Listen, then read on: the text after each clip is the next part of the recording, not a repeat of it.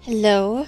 I'm always like, I feel like I'm always out of breath when I start stream because I'm always like, I always get up at the last second to go get something.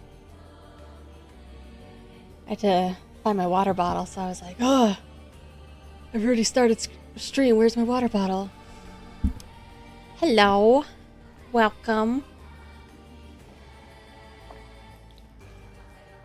I am less tired today, so hopefully I can stream for longer and I won't be struggling so much. All right, let's just jump right in. Splash. I noticed that when you start game, it doesn't take you to the loading screen right away. It just takes you back wherever you left off. So I have a confession. I did a little bit of grinding off stream. Yeah, let me move myself. You see, my rank is rank 50. All those other stats max out around rank 11.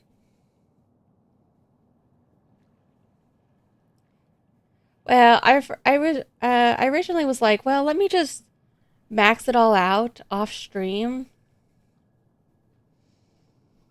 But you know, then once I get started, I was like, I kept going.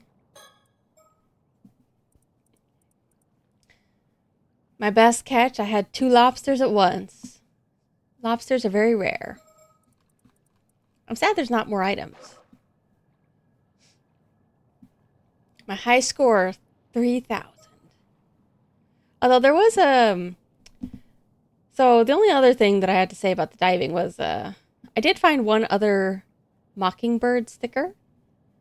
And there was like a brief moment where like the first time I dove off stream, I thought I saw the ghostly apparition, but I didn't approach it. I just turned away and it didn't do anything, and I've never seen it since. So I wanted to go diving one more time because I've been avoiding this, the bubbles. That's where the hole is. So I wanted to see if anything would happen if I... Aha! Oh, it just kills me?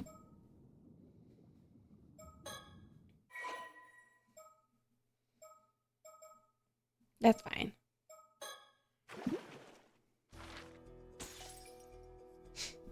Eh? Oh. I thought it was like it forbade me from diving again. Scared me. Hmm.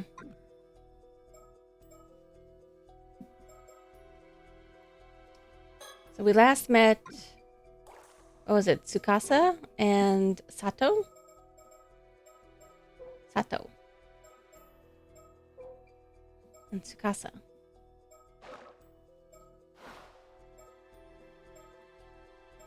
Alright, so... From the boat time. Tomokazuki. Let's go off course first, because I want to talk to them. I really wish that they would comment on my awesome high rank. Rank 50. Oh yeah, you know, one thing I did want to say was last time I said that I was pretty sure that Ama divers were traditionally naked. That's half true. They were topless. They did wear like the traditional underwear, and they also wore like a headscarf.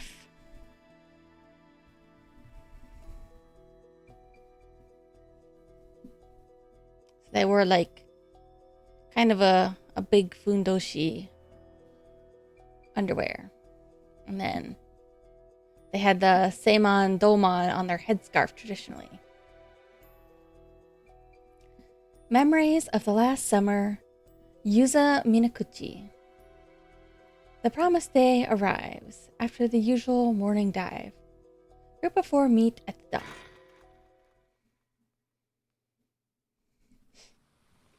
It's very interesting.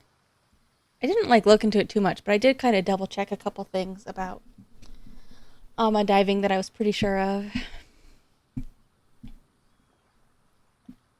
Hey, Azami, Yuza, over here.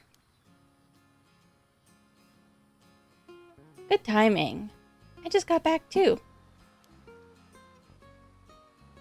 Well, Tsukasa, how'd it go? Not too shabby if I do say so myself. She has a very interesting, like, mouth or teeth. Check this out. 2 whole scallops. Wow, you suck. Seriously, Tsukasa? You don't get bragging rights for picking up 2 measly scallops. Sure I do. That was hard work. You should be praising me. Am I the highest rank? I believe not. I believe somebody was in the 60s. GA. 67. And I think that's the highest, the one we know so far. Shisho the Mermaid.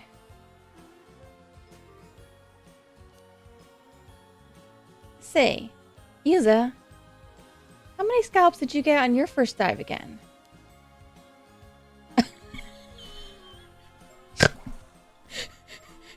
Hold on.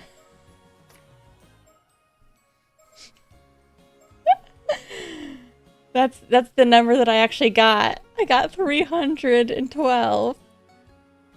I got 378 uni, 187 turban shell, 94 abalone, and only 8 lobsters. Once you level up, it's kind of like, it only takes you like 1 or 2 trips to, or once you max out all your stats, it only takes you like 1 or 2 trips to level up. But that means I still dove like over 50 times.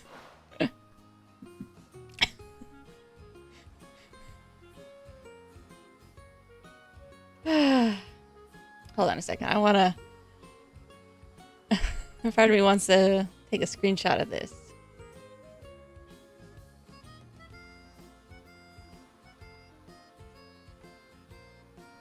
Alright. No way! Are you kidding me? I guess there's a good reason they call you the patron saint of diving. Oh, dang it. Now my cover's blown. That'll teach me to snag up every scallop I see. That's right. I'm devastating the oh my gosh, what is it called? The defishestration. What is deforestation for fish?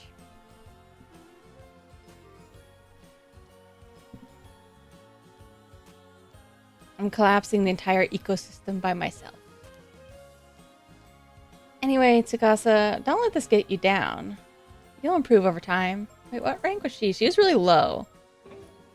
But I don't remember what it was. Tsukasa. 6. Oh my god, she's really low. What is a Zami? I guess he's not a diver. He just takes people out on the boat.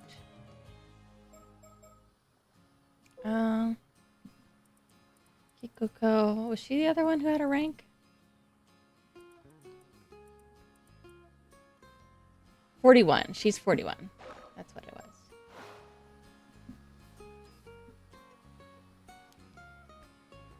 Man, I've been diving way longer than you, but you're better than me already. Some people are just born to be ama divers. If you ask me, all that matters is that everyone made it back safe and sound. This is my Fujoshi friend, Sato.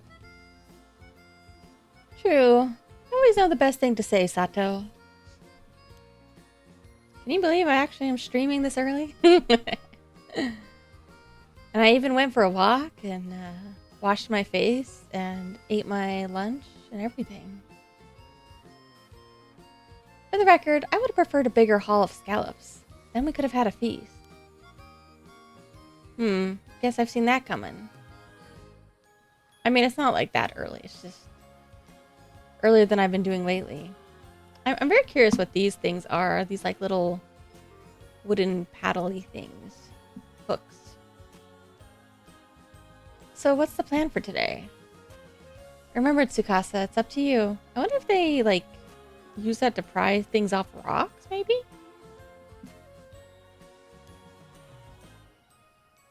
Right. You promised we'd do whatever you wanted today. You name it. We'll make it happen. Huh. Now that's more like it. Let's see. First of all, I want us all to go for a swim in the sea.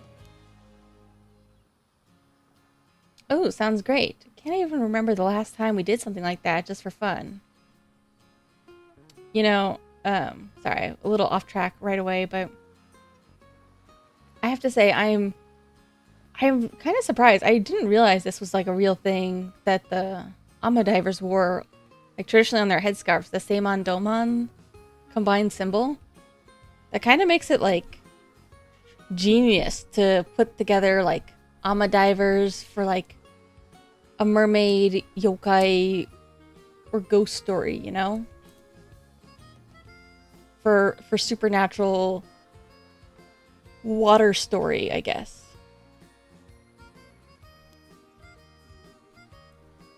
It's kind of funny to put like Seimon and Domon's symbol together because they were famously rivals.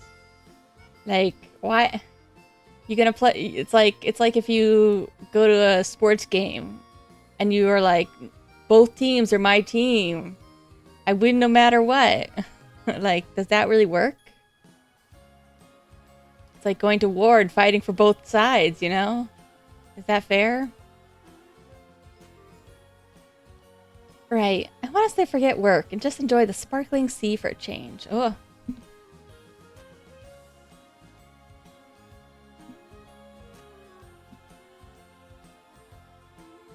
Man, that emote still looks like Garfield to me. Like a very small Pepe Garfield.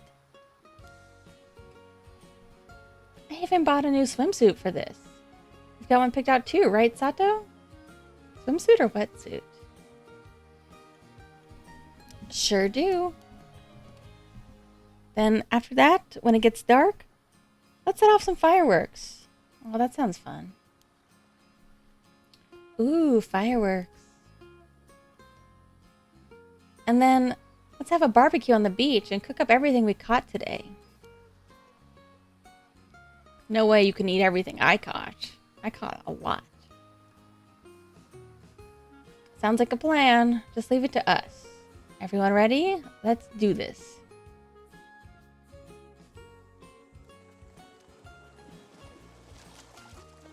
Ah, a shark! It's coming this way! Better watch out, Azami. Haha, that's a close one, Azami. What the heck? I'm a good swimmer, but there's no way I'm good enough to outswim a shark. Aw. It's okay. I'll keep it pinned down. Just get out of here while you can.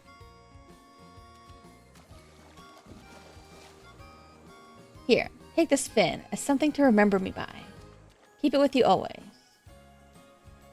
It's kind of funny that this game comes out in February because it would be the perfect summer game.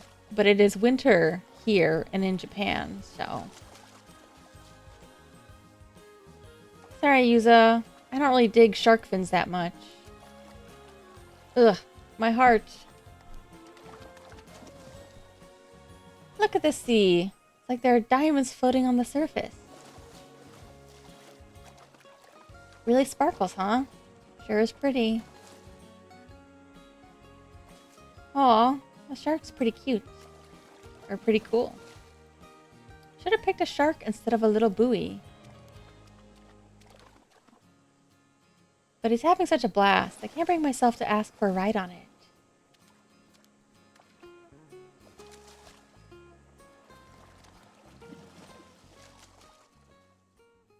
Precious memories. One grilled squid coming right up. Ah, Don't throw it. It's piping hot. You're getting squid juice everywhere. Let's see how you like it. Catch this. Ow, ow, ow, ow, ow, ow. It's hot. Ha. You did that to yourself. Hey, check out this huge snailed Tsukasakot. It's massive. That's right. I may still be a rookie when it comes to scallops, but I got a haul of sea snails to make up for it. So eat up, Azami. Have as many as you want. Hey, can I borrow the lighter? Sure. Want some squid too? Oh, I can just grill it directly? Yeah, Kamishima specialty. Fireworks style squid. Wait, you're actually doing it? Ah, the juice is going everywhere. It burns. Oops. Sorry, my hand slipped. Oh man, this looks like so fun. I don't think I've ever been to the beach with friends. Fireworks on the beach in the summer. Precious memories. There it is, the famous Yuza one-man show.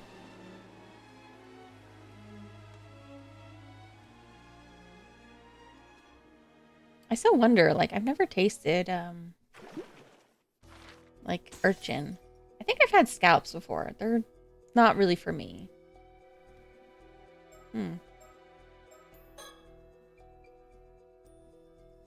Summary of previous events. Residents of Kamishima are extremely against Yuza becoming an Amma diver. Yuza believes that the hidden secret behind his deceased mother, Mare Minakuchi, is the reason for this, and that is also the key to finding the mermaid. So he begins full-scale search.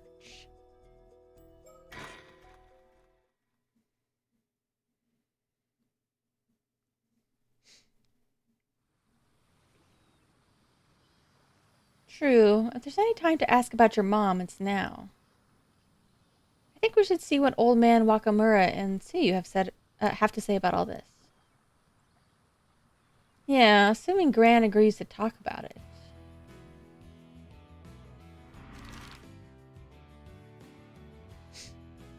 I really want to meet Wakamura. They've talked about him.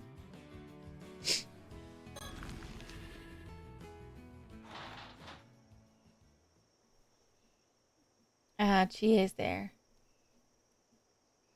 You two again. What are you doing here? Ah, Chie. We're chatting about something important right now, so scram. Got no choice. Alright. Not Wakamura. Maybe we can talk to my grandma first. Although I suspect not. Welcome back, Yuza. Oh, Azami's here too. Thanks for having me. You two went out diving today, didn't you? How'd it go? Did you get a decent haul? Gran, about that. I was all set to enjoy the next stage of my life as an Amma diver, but I found myself on forced leave the very day of my grand debut. Goodness, did something happen? Oh my. Chie and the others said all that? If I were you, I wouldn't pay them any mind. You're not breaking any rules, are you?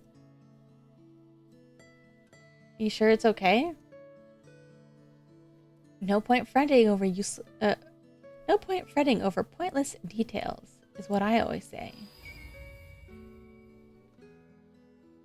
Minakuchi Tsuyu.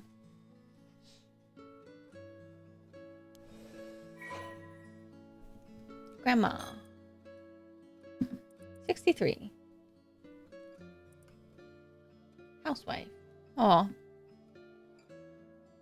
Doesn't even say former Amma diver there. I guess here.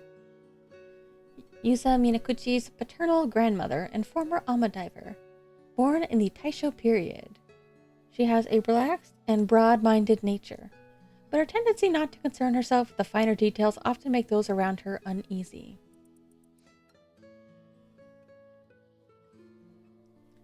Although now retired due to health issues, she was one of the best ama divers on Kameshima, especially in her younger days, during which she had a fierce rivalry with Chie Toyama, also known as Chie the Mermaid.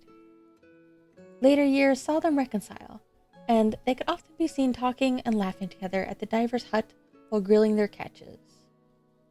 She lost her husband in the war when her son, Tosuke Minakuchi, was 3 years old.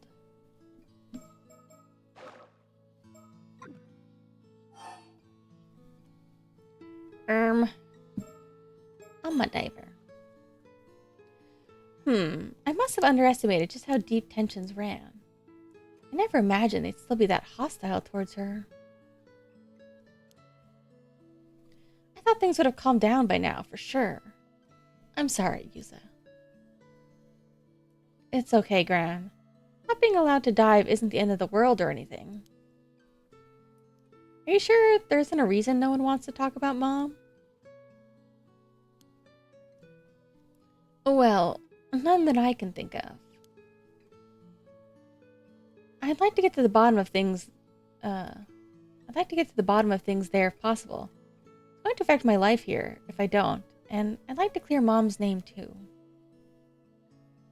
If you don't mind me saying, it does seem pretty weird that people would be this upset just by Yuza coming back to Kameshima. Are you sure there's not some particular reason they don't like the thought of him going out diving? Well, not that I can think of. Exact same answer as before. She's determined to pretend she doesn't know. Gran, I know you've always been reluctant to talk about Mom. But I'm not a child anymore. Isn't it about time you told me the truth?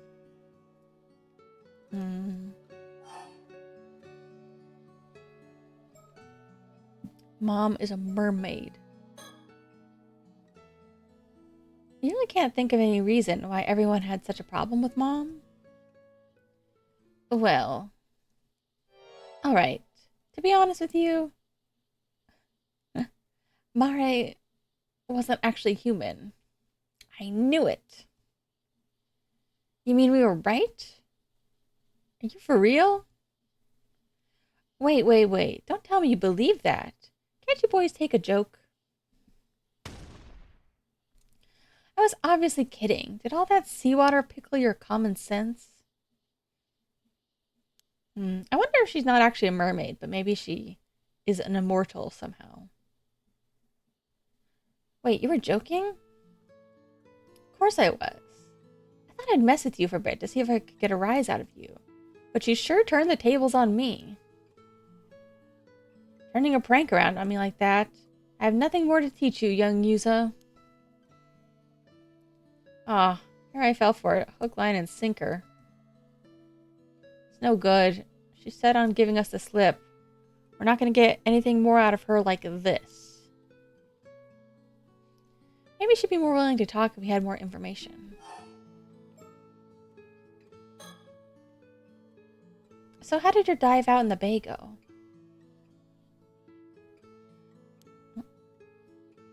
The dive went perfectly. You may know me only as your grandson Yuza. But in truth, I'm a living legend. Kameshima's patron saint of diving. Well now, that does sound impressive. I was going to leave it at that, but you're serious, aren't you? You've improved by leaps and bounds since I last saw you. Why, if I was to put it in numbers, you'd be rank 50. Wow, you can tell just by looking at me?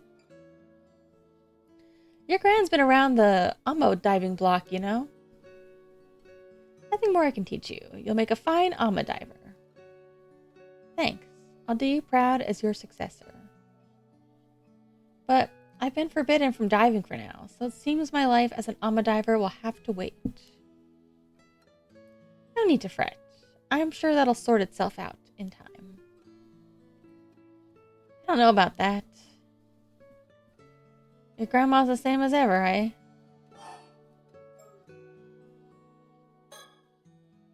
Any more tips?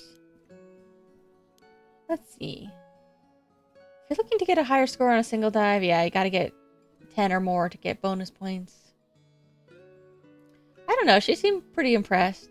I wonder, like, if there's, like, a threshold for what she reacts with. Like, supposing you actually progress the story and you were only on, like, rank 1 or something, would it have... or rank 2 or something? You should focus on gathering everything you can, even the small fry. Getting 10 or 15 will earn you a bonus to your final score. The most I've caught on a single trip is 19. I really wanted to get 20. I wanted to see if I would get like a bigger bonus when I get 20. Because you get a bonus for 10 and then it goes up a little bit. So it's 1.5 for 10 and 1.8 for 15. So I was hoping that if I got 20, it'd be times 2. If you manage to nab a big catch, switching your focus to bringing in as many small catches as possible should net you a good result. I see. That'll be a great help.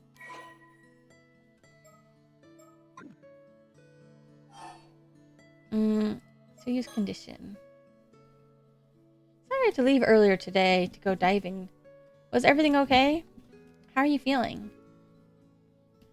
Well, I didn't have much pep in my step today, but it's fine because Sato came over this morning. She's quite tall. She really is a saint, always helping me with cooking and cleaning like that. Again, Gran? I know you're fond of her, but you shouldn't rely on her too much. I didn't know Sato was coming over here to help. Yeah, she and Gran have become friends recently. Before I knew it, she was coming over every so often. Sato is such a nice young lady. She even chats with me about the latest TV drama developments. She's a bit naive in some ways, but she's a quick learner.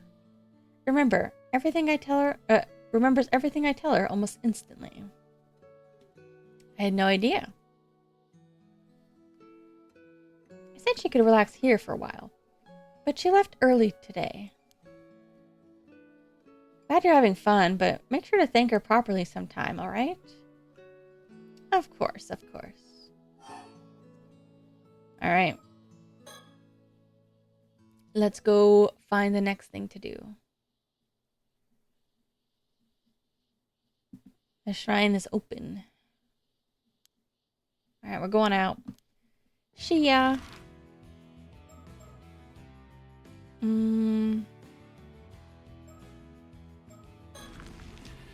Let's go to the jetty.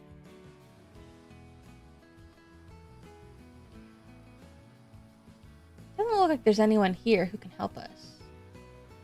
Let's try somewhere else. Oh, okay, we're leaving already.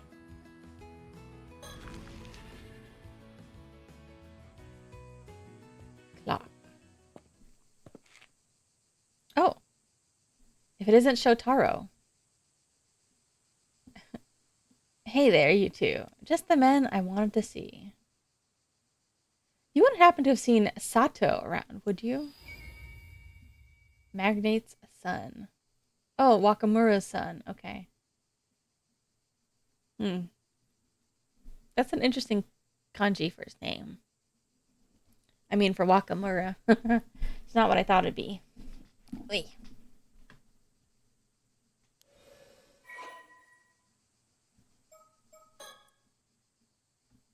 Wakamura. The only son of Shinobu Wakamura, local Kameshima magnate. I guess Shinobu's a man. I assumed it would be a woman based on the name. Due to his father's influence, he was pampered by those around him from an early age, but he grew up to be a pleasant and sincere young man despite this attention. He's well regarded by those who know him, often being told he has been blessed with a sharp intellect, good looks, and a variety of talents. Ugh. He is currently attending a university in Tokyo and is back on Kameshima for summer break. Although his father, Shinobu, wants Shotaro to inherit the influence and wealth he has spent much of his life building up, Shotaro himself has no intention of doing so. On the contrary, he is skeptical of the old-fashioned insular ways of the island society, and regards his father as the very embodiment of those outdated mores, viewing him with utter disgust for his overbearing, vulgar tendencies and superstitious beliefs.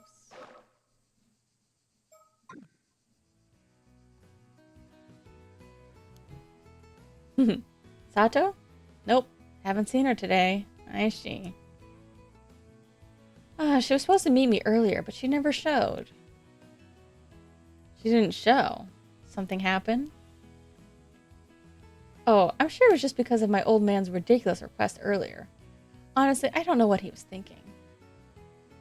Still, he's been acting really off lately. I can't believe he'd say something like that. Huh? Pardon me, it's nothing for you two to worry about. By the way, Yuza, I hear you become an Amadiver. Yeah, but I was told to stop, so I'm currently on extended, if not permanent, leave. Huh. Don't let it get you down. I, for one, think you should go for it. I imagine everyone's been using your mother as an excuse, saying she brought bad luck to the island or something. That's exactly it. Do you know why everyone keeps saying Yusa's mom was a bad omen, Shotaro? Yeah, what was it again? Something about her being the Raging Waves curse bearer? Oh, curse bearer, of course. The what? Raging Waves? Raging Waves curse bearer. Raging Waves is, well, exactly what you think it means. And the curse bearer has the power to call forth the calamity of the sea. My old man was going on about it earlier, but it's probably just superstitious nonsense. Don't pay it any mind. I really should get going. Let me know if you see Sato, okay? See you later. I'm pretty curious about what Shotaro said. Yeah, I feel like every character has like a puckery lips face. The artist really likes to draw that expression. Raging Waves curse bearer. Are we gonna get the kill prompt again? Was it kill or murder? What was it? Or curse? Did people really see my mom that way? Maybe we should ask Mr. Wakamura what he knows. It's worth a shot at least. Let's keep moving. Alright, we'll circle back to his place in a bit.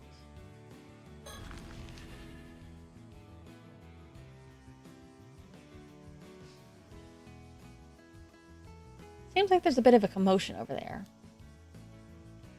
Maybe they know something about the rumors. Want me to go ask? That'd be great, thanks. Hey, what's up? Something happened? Oh, if it isn't Azami. I don't know if you've heard, but 15 minutes later, oh god. Nothing worse than having to wait for somebody while they talk to somebody else. I'll come back. And once they get started, they just never shut up. Anyway, nothing about your mom, I'm afraid, but they did have some interesting things to say. Okay. You want the normal news or the worrying news? Let's get some suspense. Normal news first. So we've got a bunch of tourists visiting right now as usual. But what's really got people talking is there are 2 foreigners among them. Oh, really? This is the 80s. I wonder what country they'd be from. I hear the Issei Grand Shrine sees a lot of foreign visitors, but it's unusual for them to come to the outlying islands like this. You know, I think my dad visited Japan in the either early 90s or late 80s. I think he only went there once for like a business trip.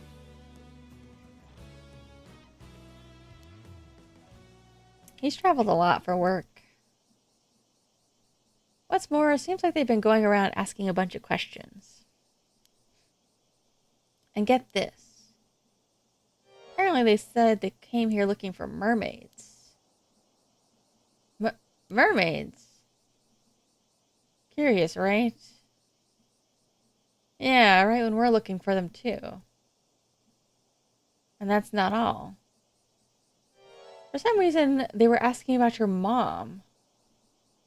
Mare Minakuchi, too. What? Why would foreign visitors be asking about my mom?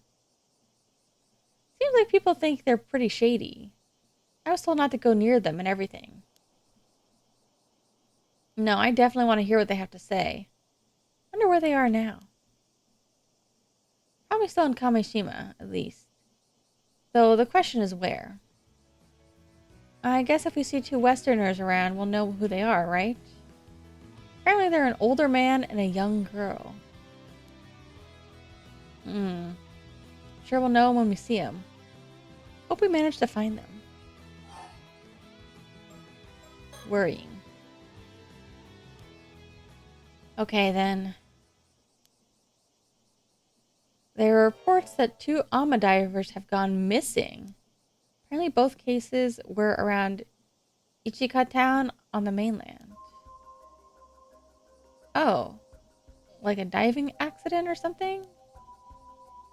I guess so. Seems it's still under investigation, though. Sea hasn't been that rough lately. I guess it's a dangerous job, so you never know what might happen. Still, two Ama divers going missing one after another is pretty unusual, so it does make you wonder. I mean, sea is pretty dangerous, so... Wasn't that long ago there was still talk of human bones being found in the sea near Toba, you know? Yeah, isn't that near Ichika? Maybe this is why Chie was going on about bad omens. Yeah, that's definitely worrying. Alright, looks like that's all the info we're gonna get around here. Let's go.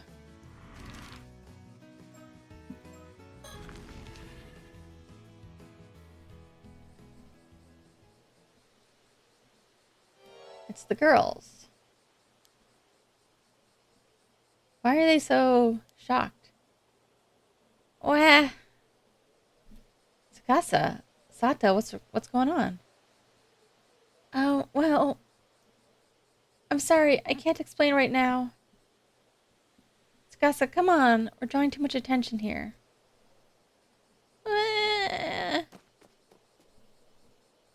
Hey. What was that all about? Something was definitely going on with them. I think she's just sad because I got more scallops than her.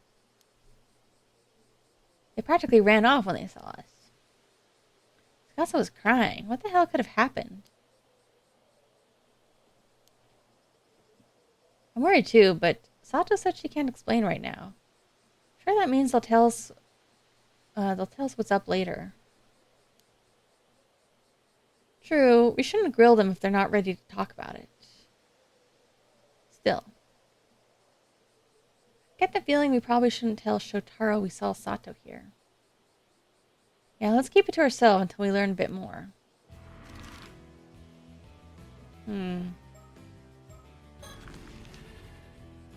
Take a look back here. Ah. Oh, Kikuko's back.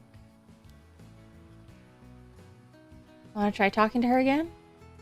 Yeah. Let's give it a shot.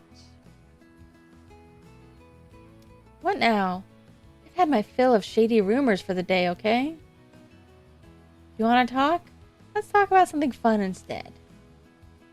Something fun. Got any ideas, Yuza? How about this?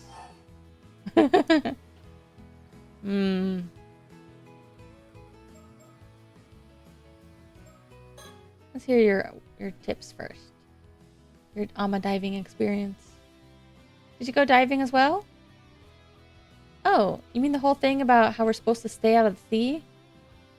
No one I know is paying attention to that. I took a boat out into the bay from the northern shore, but didn't end up with much to show for it. North Sea, huh? Did anyone go with you? No, I went by myself. Why do you ask? No particular reason. Just taking notes for later. I see. You're really serious about becoming an Amma diver, huh? It'd be a real shame if you couldn't become one with that enthusiasm.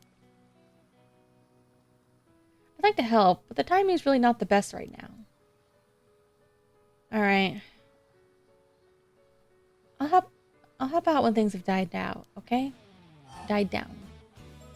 Do you have any tips that might help when diving? Hey now, that's basically asking me to give away company secrets for free. What? I didn't mean anything like that, just the basics would be helpful. The basics. How about this? Sometimes your foot can get caught in rocks while you're swimming, so you should always stay aware of your surroundings. So being too focused on your catch can get you into trouble. That makes sense. If you swim hard enough, you should be able to free yourself. So don't panic too much if it happens, okay? I wonder what you're actually supposed to do in real life when you get caught on something. Thanks. I'll be careful. If I'm ever allowed to go diving again, that is. Oh.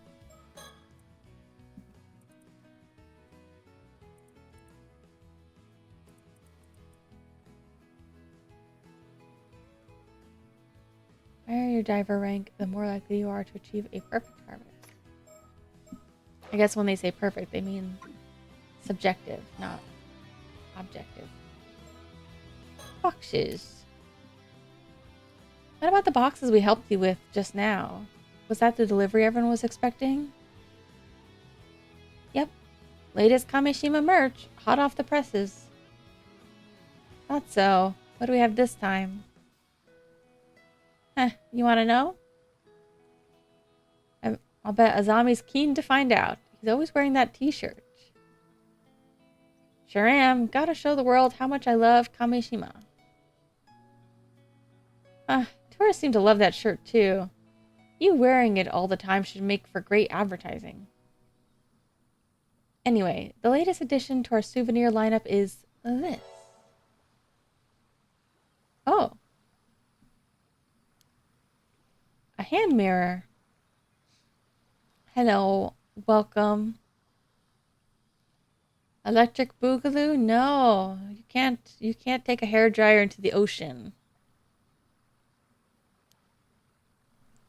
Bingo. Special made hand mirror with a Kamishima Maru design on the back.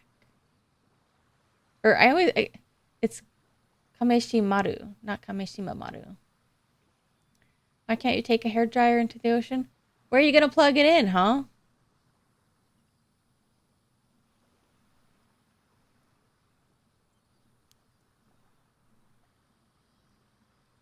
So what do you think? It looks great. Why did you go with another hand mirror though? Well, mirrors are a pretty prominent symbol of protection for sailors.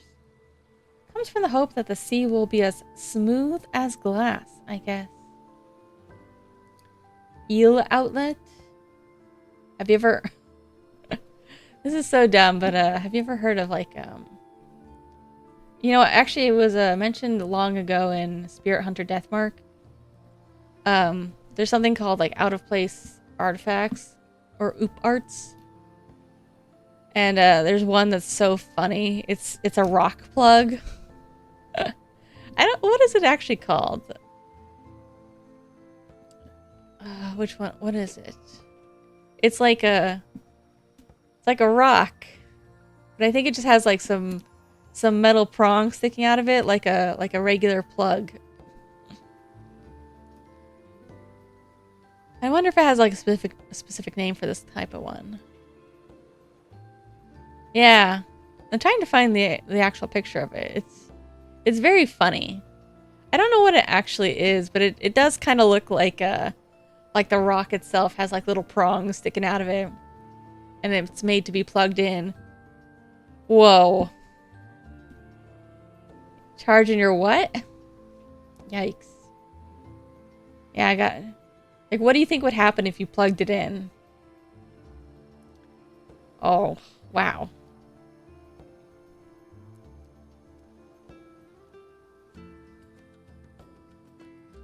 You're kind of crazy today. Start vibrating. Well, hey, man.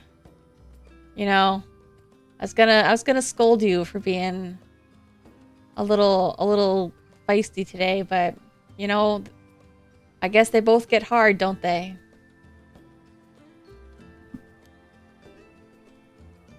There are even regions where mirrors are used for offerings to the sea god. Oh, that's cool. Not always? Aren't you too young to have that kind of problem?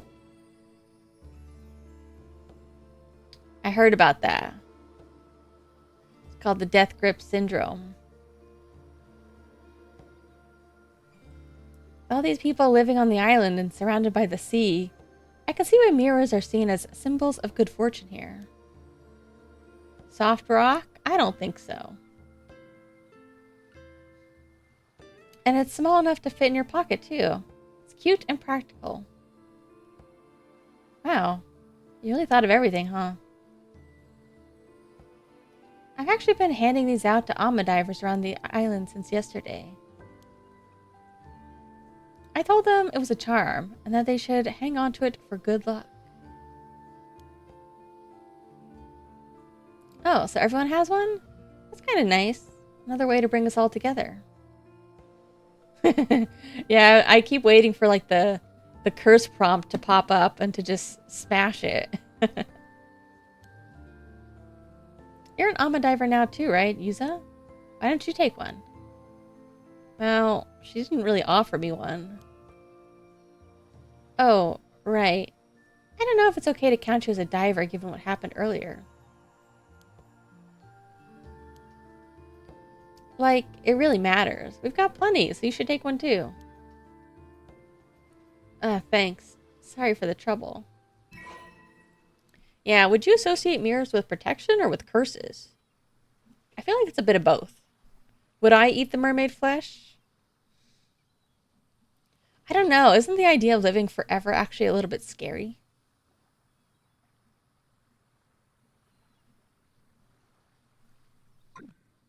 But then again, it would think of how many games you could play if you lived forever. But think about how long you'd have to work. You'd have to work forever to make money. What do you think it would taste like, though? I feel like every time I talk about mermaid flesh, I feel like there's a specific fishy taste that must be. But I don't know exactly what it would be, but I don't know. It's like on the tip of my tongue, almost.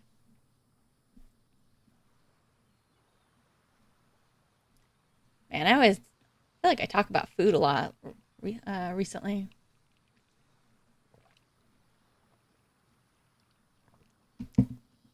Like eel? Oh, I love eel. Yummy. I guess it depends, like, what kind of fish creature that they're resembling, right?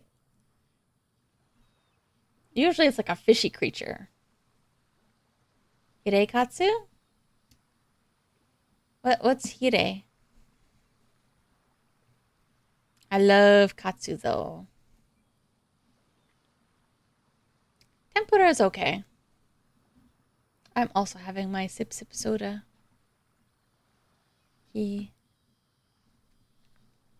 Hold on, I can just look it up on my phone. Eh.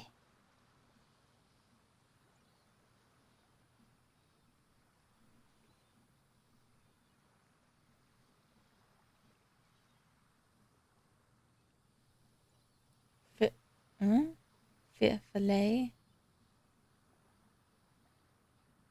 What's the difference between what is different about it? I guess I don't know what a fillet is either. You know what I mean? Like what really makes something a fillet? I'm not very gourmet, I'm sorry. Oh, maybe. Oh man, now I do want eel.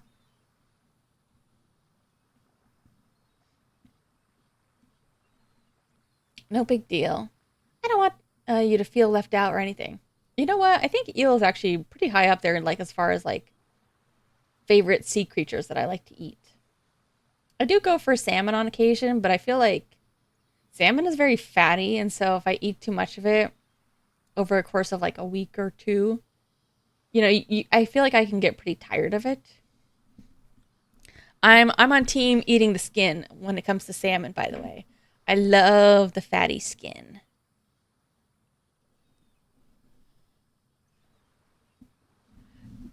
They're going extinct? The eels?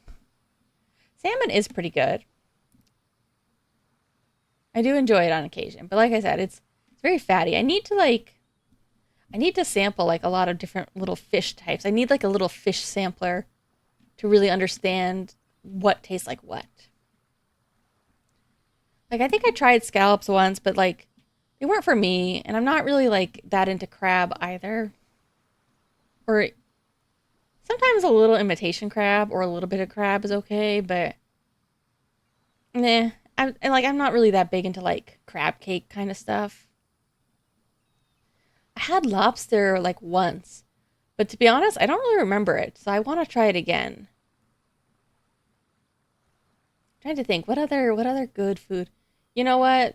Maybe it's cruel, but I do kind of want to. I am so curious about like what a shark would taste like. Like I know in Japan they still have like shark fin soup and stuff. But like here's my thing is like I'm okay with them killing sharks as long as they're being ethical and like using up the whole animal and not like overfishing them. Lobsters vary on type of lobster. I don't think I've ever had what is it? Here in the well, I don't know if they have them in other parts of the world, but in the all over the states they have like crayfish or crawdads or whatever, which are like really small little lobsters. That always sounded delicious, but I don't think I ever had any. Oh man, I was trying to remember. You know what? I think over the summer before my parents moved, I had a little bite of oh god, what was it? Tilapia? I think my parents ordered like a tilapia, and I had a bite, and it was actually like really good. And I was like, I should try more like white fish, as opposed to like the redder, fattier fish.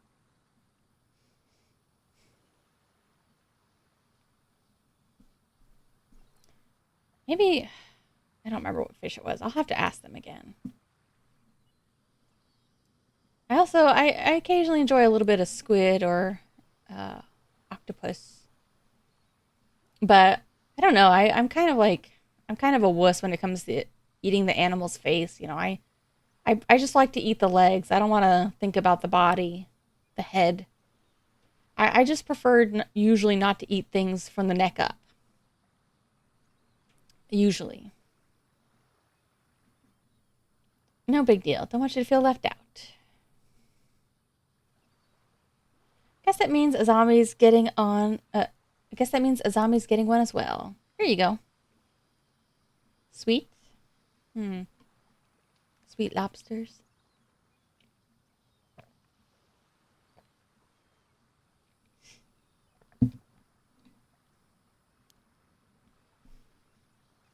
Wow, really? I'm always down for more Kameshi Maru merch. Sure thing. Keep it safe and sound in your pocket. Maybe it'll keep you safe too. Oh, hold on a second. I almost forgot. Mirrors are a reflection of self. Yeah, maybe. I feel like you would get stuck in a mirror, or like there's that thing of like the mirror rituals. I don't remember if that's a Japanese thing or if that's just in like a couple of different urban legends of like mirrors facing each other become like a portal.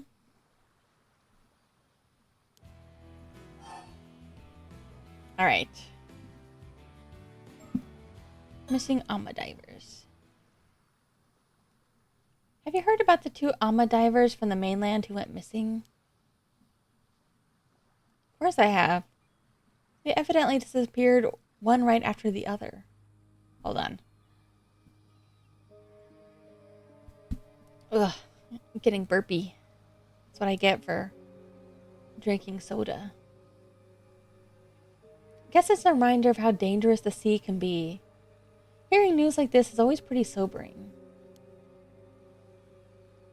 Do you think they were just accidents?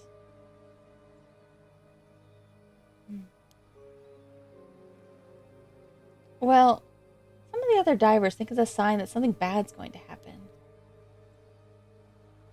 But you should probably keep quiet about this, Yuza. If you start bringing it up, people will get suspicious. That's probably true. Personally, though, I think they're probably just unfortunate accidents.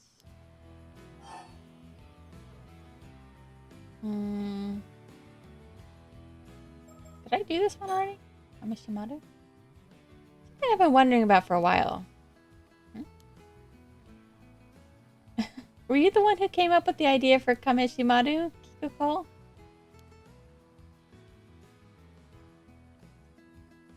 Kameshiba! Reminds me of a Mameshiba. Oops. Alright, forgot you didn't know Yuza. Nope, can't take credit for that one. Know what? At one point, the local youth organization was trying to come up with souvenir ideas for tourists. Tsukasa stepped up and suggested creating a mascot character for Kamishima. She even drew the design for it. Mascot characters are all the rage nowadays, you know? There are even mascots for the World Expo and the Japan Games. Oh, Tsukasa drew this? I only heard about it after the fact, too. I didn't know she was so good at drawing. It's not just cute. Little turtle, the unique design on its face makes a big impression. Yeah, the old guys didn't seem too sure about it at first, though. Thanks to Azami's fervent endorsement, it ended up making the cut. I just didn't want Tsukasa's design to go to waste, you know? She put a lot of effort into it. I think it's a great mascot, too, for what it's worth. I also think that it's a nice mascot. It's a nice blend of simple and complex, you know? Oh, interesting. Glad I asked. Oh. Kameshimaru.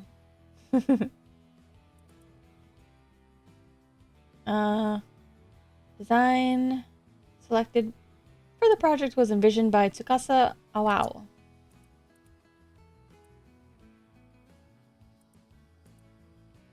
Symbol of Kameshima.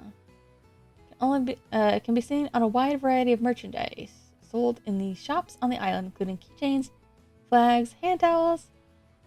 A surprising number of tourists have found themselves charmed by the turtle character's peculiar sleepy expression. Yeah, I was thinking about the eyes are very interesting.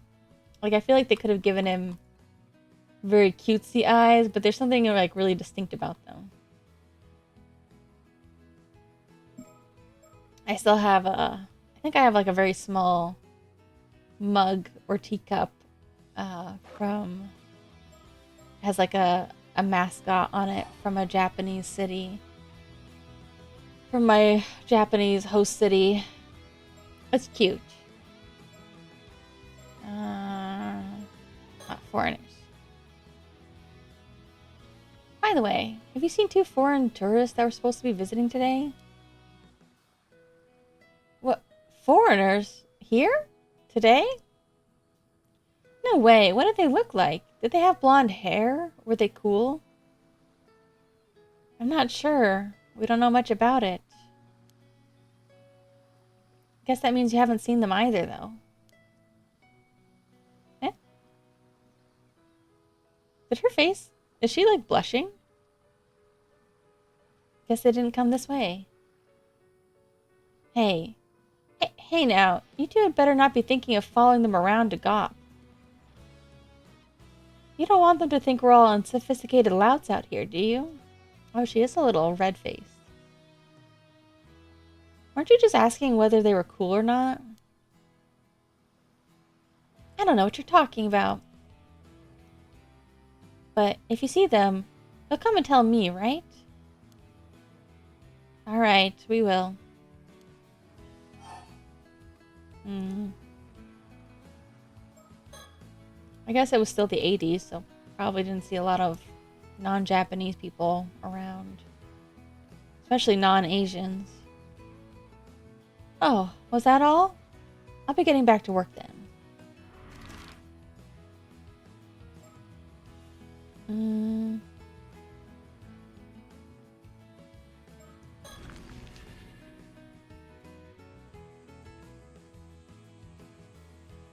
Is this the clock? I guess that is the clock.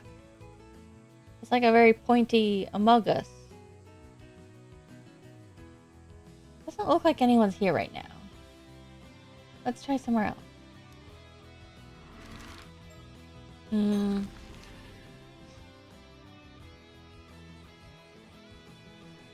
It should be empty now. Okay. Let's see. Ah, finally. Hey, old man Wakamura. You mind if we ask you something real quick? Just one thing after another today. What now? He has such an interesting style. I like it. Azami and Minakuchi boy. I heard from Chie you two went into the bay to do some diving earlier. I've got a bone to pick with you, and there's no time like the present. Oh, okay. So, boy, you serious about wanting to become an Ama diver? Huh? I thought at first you'd come up here to get my permission to dive. But now I hear you've been running around looking into Mare Minakuchi. What's the meaning of this? Uh, eh,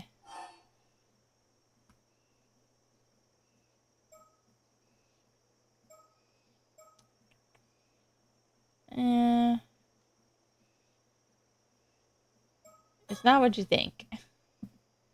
I really do want to be an Ama diver. Ah, likely story. I'll bet you're looking to clear your ma's name just to get everyone off your back. Am I wrong? I think he does seem interested in being an Ama diver too, though. Anyway, my point is, no more sticking your nose where it don't belong. Got it? Most of all, no becoming an Ama diver. Seriously? Why is he... People... You can't just say, like, you're so against it without explaining yourself. Single most influential person in Kameshima. Although born to an ordinary fishing family on the island, he entered his 20s during the post-war economic boom, and through tireless work and juggling multiple side jobs, he managed to amass a small fortune over the years. He went on to invest his fortune into the development of Kameshima, not only upgrading its fishing equipment, but also improving the island's infrastructure to entice businesses to set up shop on the island. Efforts that have earned him the appreciation of people all over the island. He currently holds many key positions on the island, including serving as head of the Kameshima Fisheries Cooperative Association, and it is said that his appointment as the next mayor of Kameshima is all but confirmed. Although admired for his many contributions to Kameshima development, his personality leaves much to be desired, with many stories of him using force to get things to go his way. He's often high-handed in his dealings with others, fully aware that his position makes it difficult to oppose him. Having moved his main home and base of operations to the mainland many years prior, there are abundant rumors that he has since added loan sharking and land grabbing to the list of ways he's willing to add to his sizable fortune. It is said that he recently became an ardent devotee of a certain sorcerer, famous sorcerer in Tokyo, and often relies on their guidance when making decisions. Hmm.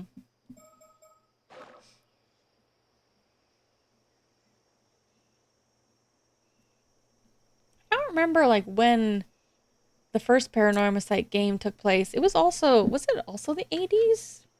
I didn't think it was quite that far back. I thought it was like maybe the 90s or something. It's been quite a while since I played it. And by a while, I mean like a year. So, if I give up on becoming an Amma diver and fall in line, will you tell me about my mom? All this sniffing around you're doing sure ain't falling in line, that's for sure. I have barely asked anyone. Besides, you should be asking Suyu about all this business, not me. She's got to know more than I do. Trying to get hints. I'm trying to figure out if there's clues about the sorcerer. Do they mean a living sorcerer, or I guess not like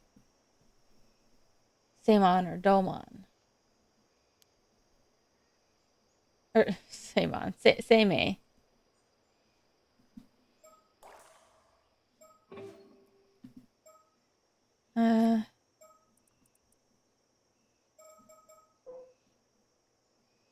Yeah, it is Samon.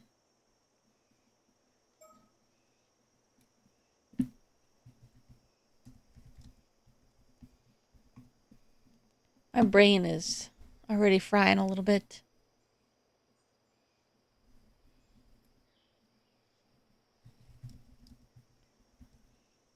Got confused because I was like, wait a minute, is it Samon? Because it's Abe no Seimei.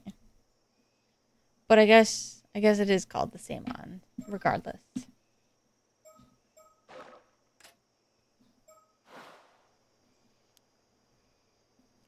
So Tsuyu really does know more than she's letting on. About Tsuyu. Fran says she doesn't know anything about my mom, though. So she even said that to you. What do you mean? I don't know that much myself. Tsuyu's always been tight-lipped about Mare Minakuchi. Where she came from, what her deal was. So you're saying Yuza's mom was to blame for the massive storm, even though you don't know for sure? Huh. So you ain't said nothing to deny it. Speaks for itself, don't it?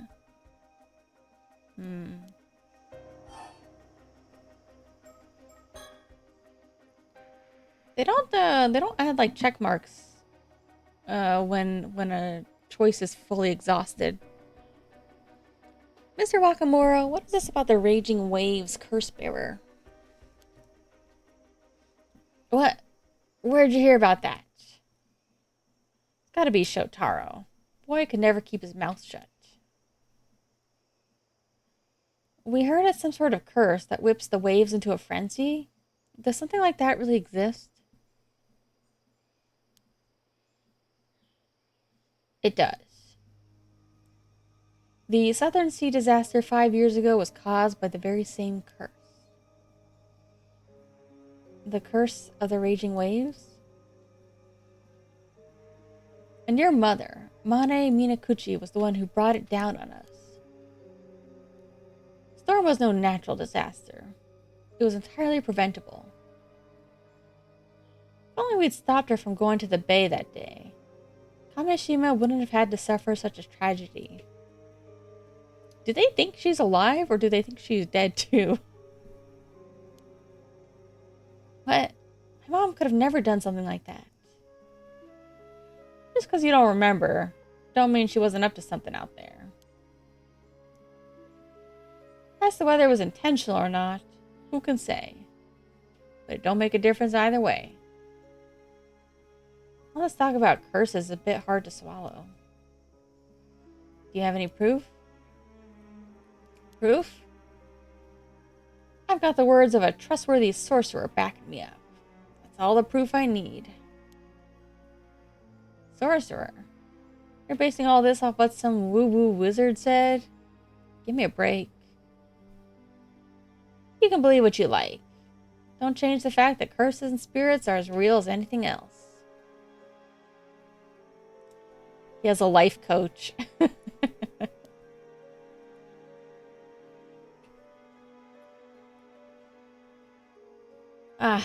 have time to butt heads with you two, but I know what I'm saying is the honest truth. Looks like there's no point trying to change his mind. Old man's as stubborn as a mule. You know, I've never done it, but I kind of thought it'd be fun to someday try out like a fortune teller kind of person or something like that, whether it's like a palmistry or tarot or just other kinds of stuff. But I don't know. I'm also afraid to do it because I'm afraid that I might be like, I don't want to be like if you're paying them for something even as a joke, like I don't want to be too like flippant, I guess. But I feel like I would also be very skeptical right away of like, especially like people telling me things about myself. So you really think there's a storm coming? And that storm was caused by a curse? Of course I do. Some fellows who said they were with the police dropped by to warn me about it yesterday, in fact. The police? Yeah, I was gonna say, why are the police? Why would they be warning you about a curse? I reckon they were just phonies, trying to take advantage of the curse for their own benefit. But even you two must have noticed that rumbling coming from the sea over the last few days, right? As proof, the curse of the raging waves is getting stronger.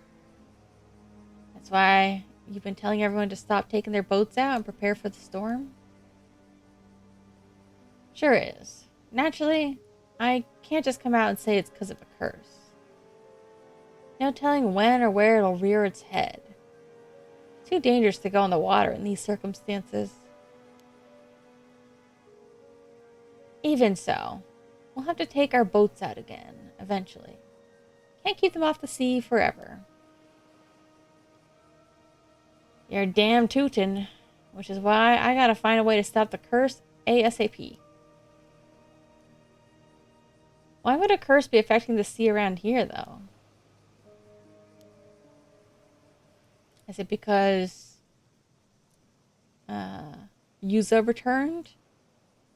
Seems like you two still don't believe me. Fine. Let's see if this will change your mind.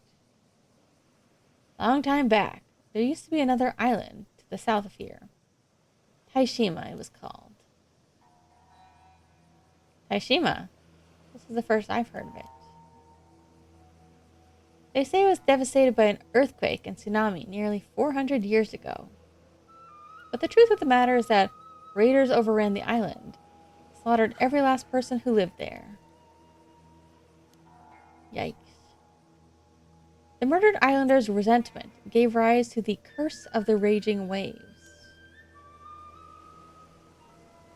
And the resulting storm and tsunami sank the island to the bottom of the sea, raiders and all. Is that true? That curse is still roiling about in the sea near here to this very day. Just one little push, and the storm could come barreling down on Kamishima next. A push. Something that would awaken the islanders' anger again, such as someone with ties to those raiders. Say, a descendant of theirs, drawing near to where Taishima was. A descendant? You're saying my mom was a descendant of the raiders who attacked Taishima? Sure am. And as her son, you share her blood. But how could that? Only natural everyone would see you as a bad omen, no? I mean, if they all died, then why would she be related to them? I really didn't want you to come back on the island, you know. You should be grateful I didn't have shipped you back to the mainland on the next ferry. You're telling me how everyone's seen Yuza and his folks all this time? It's fine, Azami. Let's hear the rest of what he has to say. Curse of Raging Waves.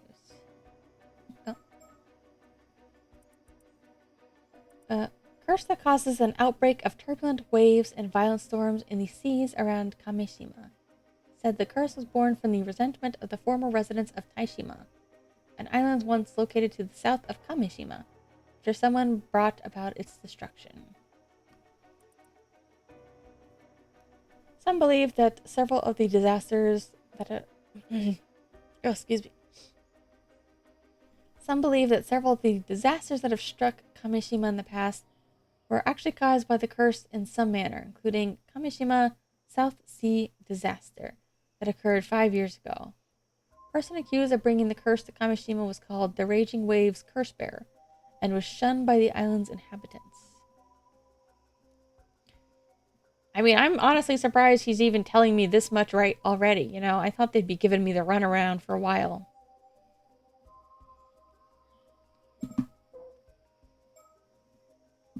But I mean, he's not even the mayor. Like, he doesn't own the island. I can be here if I want. The island said to have been previously located to the south of Kamishima. As it has long since vanished, it is sometimes referred to as Taishima, or Lost Island. No official records remain, and it remains shrouded in mystery, with knowledge of it preserved only in tales passed down between residents of the Ise-shima area. Legends say the island was besieged by someone 400 years prior, and the curse of the murdered islanders caused the entire island to sink.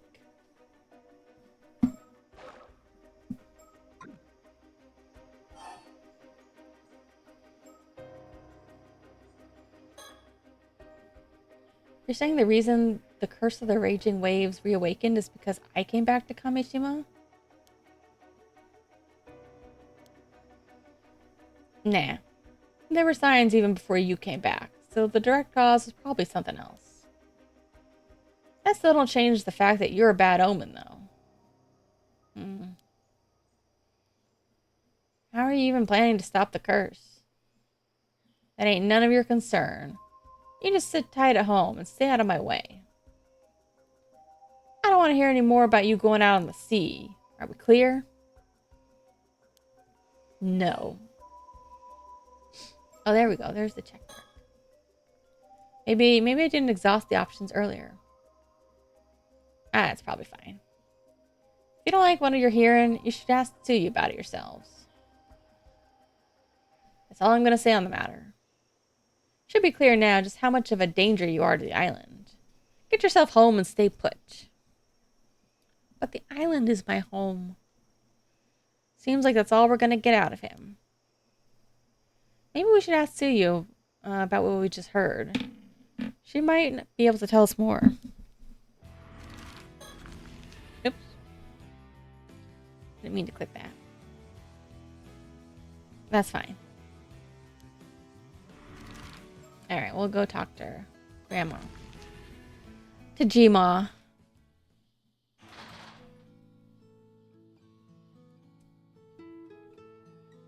Oh, something you needed?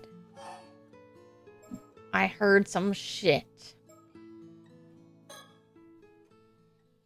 By the way, Gran, we just went to talk to Mr. Wakamura, and there's something we wanted to ask you about. What was that? My hearing's been a bit off recently, you see. Don't say that. A lot of Alma divers have ear problems, so it's not really a laughing matter.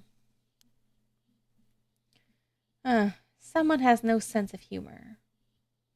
So, did you know that everyone thought Mom was the Raging Waves curse bearer? Wow, I'm impressed you managed to say that without stuttering. So you have heard it. Ah, drat. Me and my big mouth. He said Mom was descended from the ones who first called forth the storm or something like that. That's why everyone is so concerned with what I get up to. Is it true, though?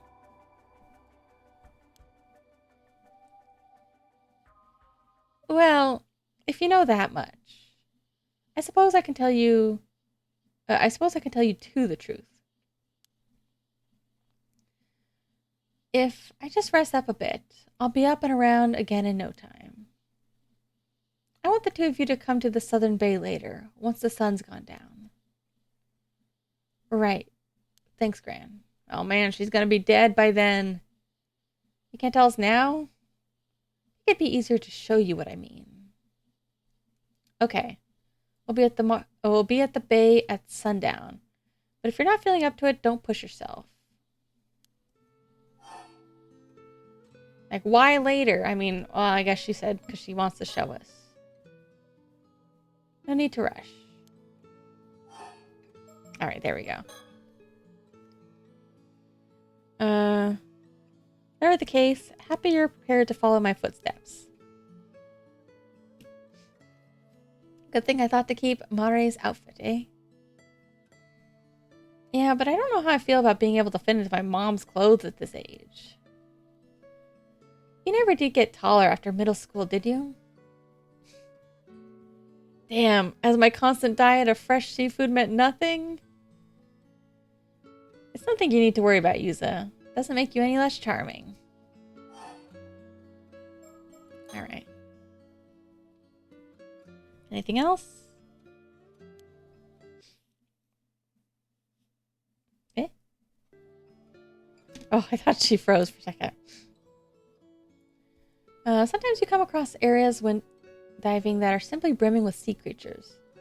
Bountiful zones. On the other hand, areas with lots of starfish are usually picked clean, with no sea creatures to speak of. Barren zones. I see. That's an interesting tip. Do people eat starfish? I guess they don't, do they? I guess they probably don't taste very good. I mean, I'm sure somebody eats them, but they don't seem like they're very common food. So the more starfish there are, the less sea creatures. A whopper of a catch could still be hiding in a barren zone, of course. Always keep an eye on your surroundings.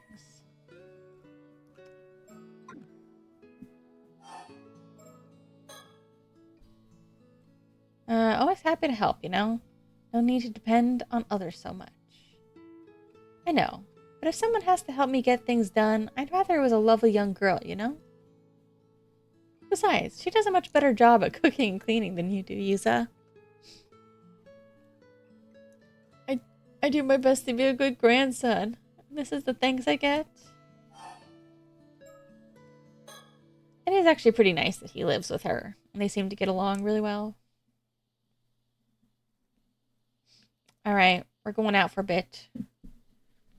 Got it. You two take care. Well, we kind of got all the info that I think we could for now. But we haven't found those foreigners. Oh, eh?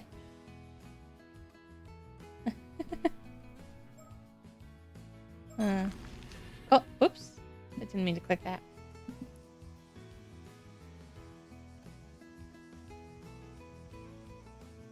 Really? I wonder what that would taste like. That seems like it wouldn't be very appetizing. Wah, wah.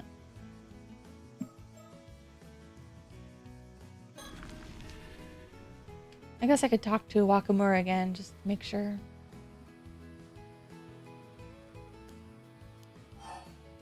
Alright, I think she's just gonna finish off the conversation. Nope, never heard of it. I went to talk to Mr. Wakamura just now. Wait, so you mean... Oh, oops. No, stop autoing. There we go. Oh, I accidentally hit auto dialogue. The disaster 5 years ago was caused by some curse. And that same curse is going to cause the same thing to happen again? So it seems... The hell's he on about? Trying to pass things off as a cult tripe. Don't tell me you two believe this rubbish. Well... It did seem pretty believable. Oh please, he's obviously feeding you a load of nonsense. Well, Tsu you also believed part of it. I don't know if you two are aware. There are rumors the old man's been really into shady sorcery recently. Sorcery? Yeah, some sort of miracle worker over in Tokyo or something. Apparently he'll do anything they say. Probably why he's going on about curses and stuff. Shotaro did say he was behaving oddly recently. Even Shotaro thinks so? Then that's gotta be it. So, it's just a hoax?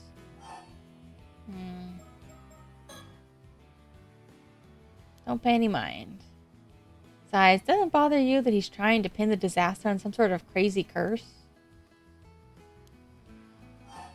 Alright.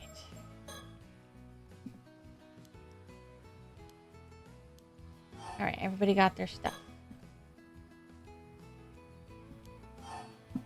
Nice. Oh, how much practice did you manage to get in today?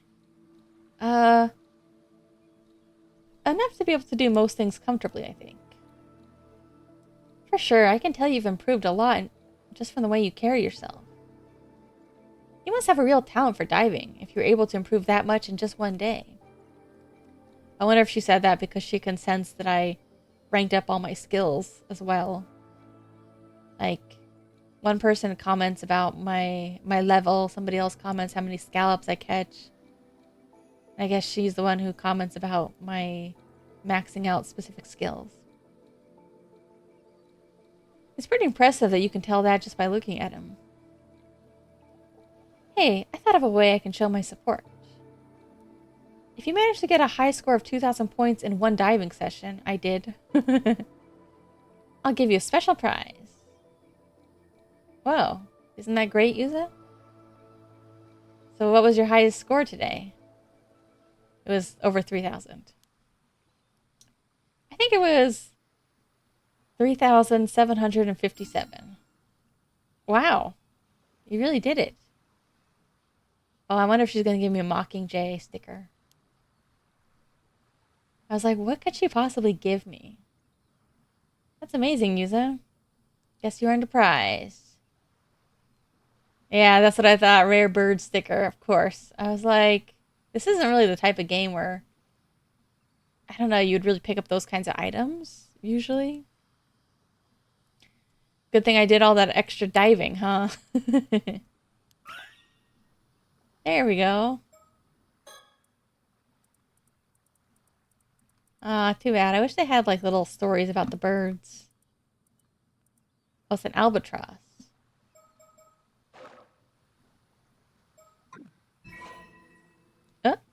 Mockingbird relationship chart? There's lore? The birds? You can ship the birds. You lucky dog. Didn't think you'd get a new Mockingbird sticker so soon. Where is it? Where's my Mockingbird? Maybe it's at the bottom. Oh, no?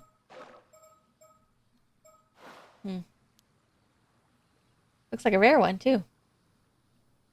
Oh, really? Nice.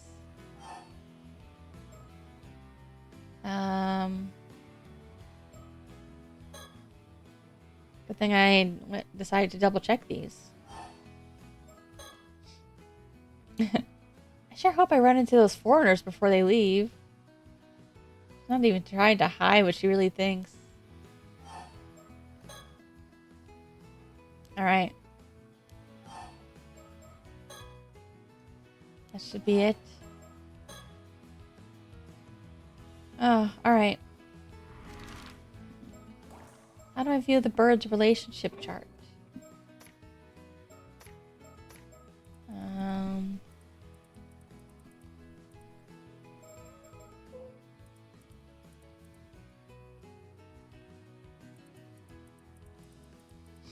I looked, but it wasn't here.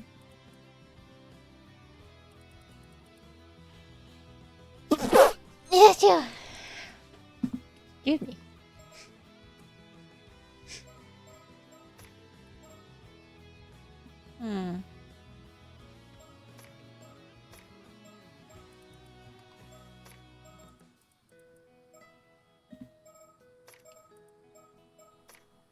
Not. I can't view the bird's relationships. I thought she was going to give it to me.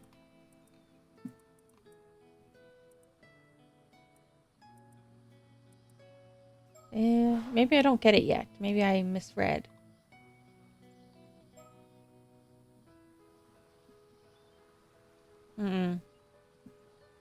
Alright, let's just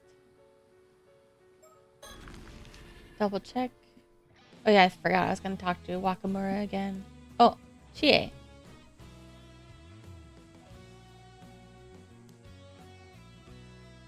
You two again. Still wandering around, poking your nose at business you shouldn't be? Hey, it's business about me and my mom. How's about you stop messing around and just give up already? Nothing you do is going to make me change my mind. I'm saying this for your own sake as much as everyone else's, Minakuchi boy. Try to understand my position. For my sake. You managed to survive that disaster 5 years ago. Some would call it a miracle, even. It wouldn't do to see that miracle go to waste, would it? Maybe I flew off the handle a bit earlier. Ended up coming off a bit stronger than I meant to. I can tell you anything about your mother. I can't tell you anything about your mother. But believe me when I say it's best to let sleeping dogs lie.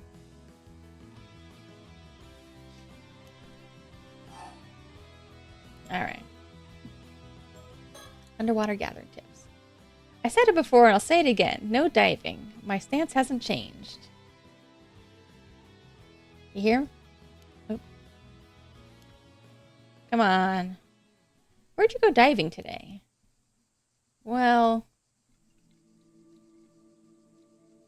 Yuza wanted a particular spot, so we went 5 kilometers south of the island. What? What were you thinking, diving in the southern sea of all places? It's got even less sense than I thought. Yeah, I guess that's... You wanted to go where the accident happened, where the tragedy happened. But that also sounds like it's in the direction of Taishima. You know full well that everyone avoids that area because of the disaster 5 years ago.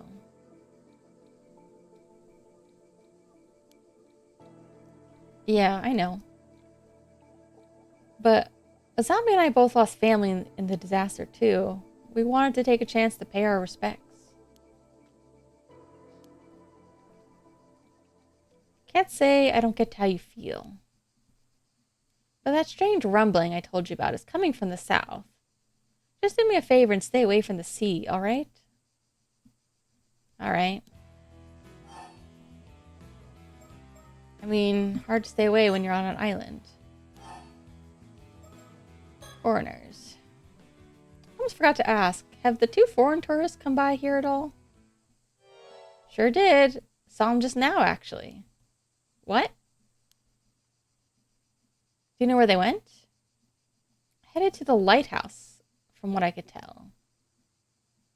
Gotcha.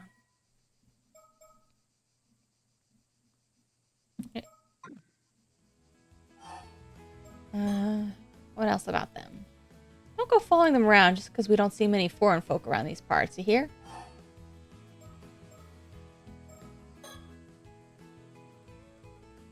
We heard about 2 Alma divers from the mainland went missing in some sort of accident. You heard right. Do you think that's a bad omen as well? I do.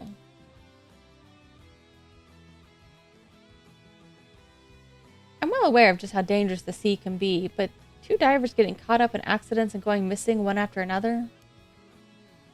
That tells me there's something off with the sea itself.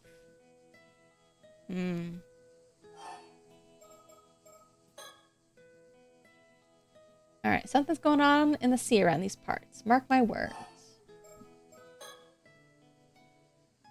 Is this about Yuza's mom caused that curse? The curse of the raging waves or whatever? So you already knew. Heard it all from Shinobu, I'll wager. Do you believe in the curse, Mrs. Chie? Of course I do. At the very least, I know it's not some old wives' tale. I'm not saying you have to believe it too, though. Don't get me wrong. I don't want to talk bad about the woman or anything, but there was obviously something up with Mari Minakuchi 5 years back. She always seemed anxious and on edge, and then disaster struck. Maybe I'm just reading too much into it, but I can't shake these doubts of mine either. All done? Lighthouse. Alright. Well, that was something. She isn't a bad person at heart, but she sure is stubborn.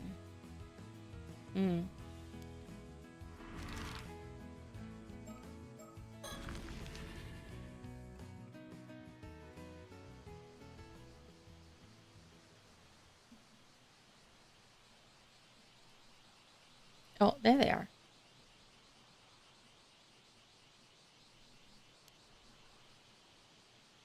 Huh.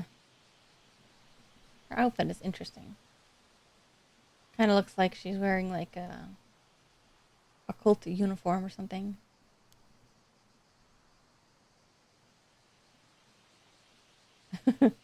You rang?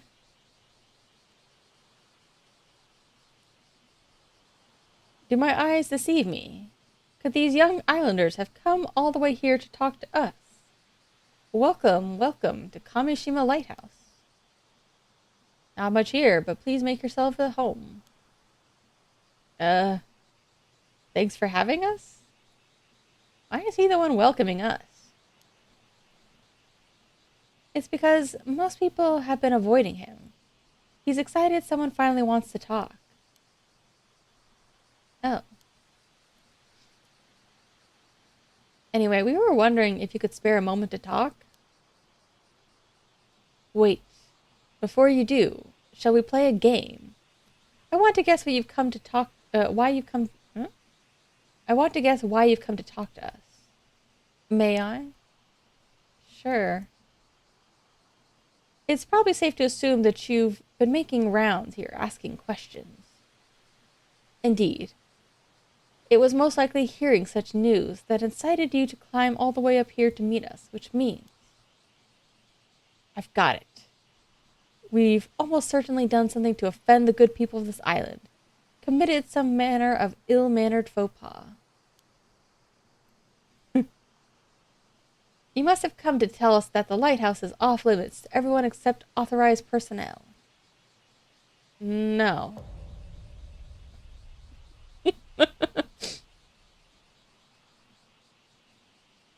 Ah, the bitter taste of failure. And thus does my stint of as aspiring detective end in can't say that very well. Ignominy. Say the whole show was some kind of social faux pas, at least. I think it's also the expression and the cutaway, the zoom in.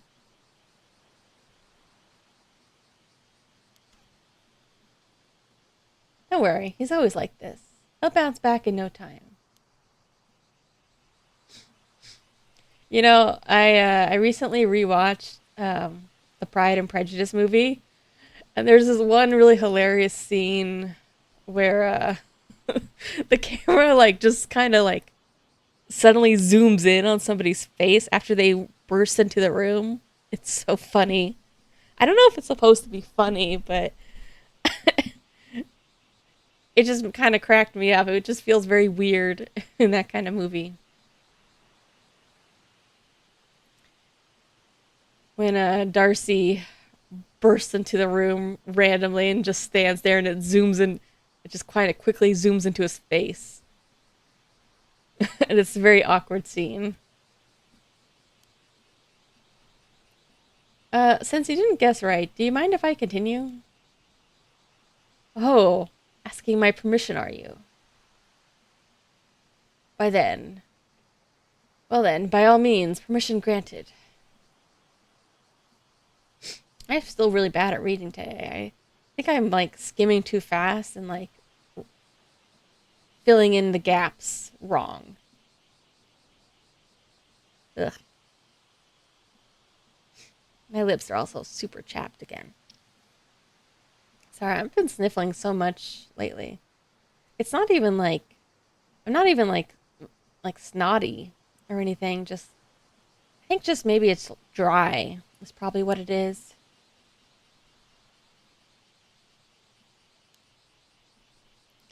Yes, my name is Arnav Barnum. You can call me Avi as a sign of our newfound friendship. Also, because I like it better. Arnav Barnum. Uh, Last time I think we were yeah, I was gonna say last time we were talking about I think the Fiji mermaid is like was a part of P.T. Barnum's circus or show or whatever. Or at least one of them was, one of the taxidermy things. I didn't look at the whole story, but I was like, yeah, I think it was like I don't know if it actually came from Japan, but like supposedly it came from Japan. If you believe a circus man, which I very rarely do. All right then, Avi. Ah, such a pleasure, such a pleasing ring to it. What can I do for you, young man? And would this girl be your daughter? Doesn't look like it, does it? Not quite. Miss Circe Lunarlight here is a distant relative of mine. Yes, Miss Circe Lunarlight would be me. Nice to meet you. I'm gonna say Circe instead of Kirke, because I'm American. I am Yuza Minakuchi, resident of Kameshima, and this is Azami Kumoi. Nice to meet you. Yuza and Azami. Pleasure's mine. Wait. Minakuchi.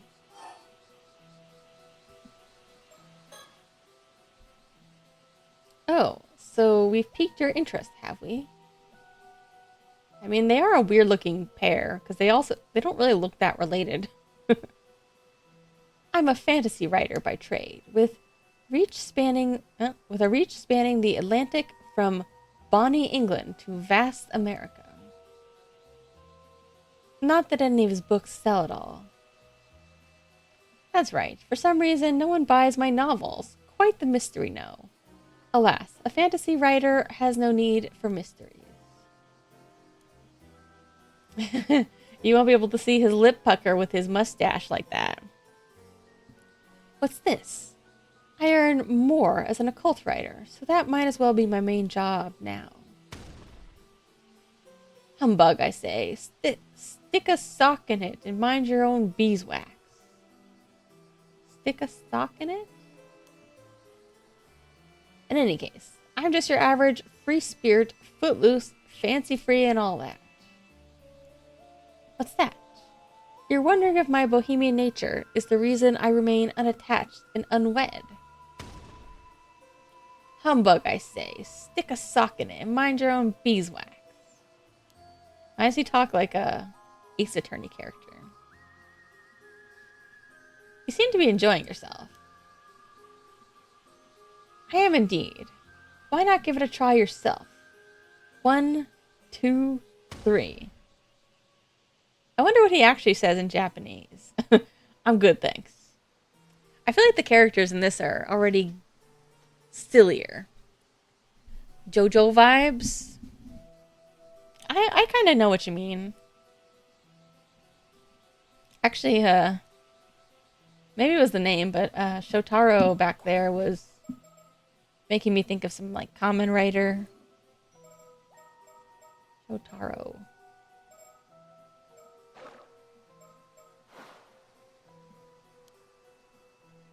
Ah, impressive as it is. I concede doing this pose 3 times might have been a bit much, yes? This guy is hard to keep up with. Anyway, I recently found myself with a pressing need to visit your fair country for research. Fortunately, young Circe here happened to be studying in Japan and kindly agreed to accompany me as a guide. Your guide?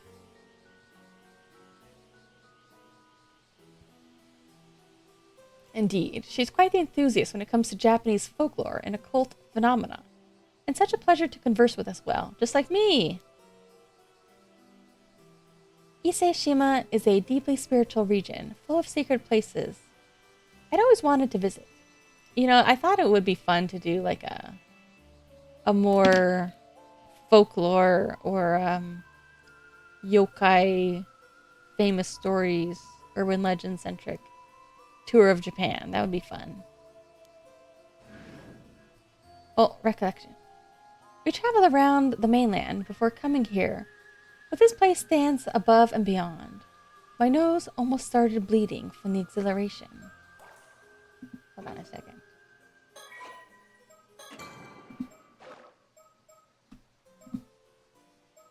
Do I have to press this now?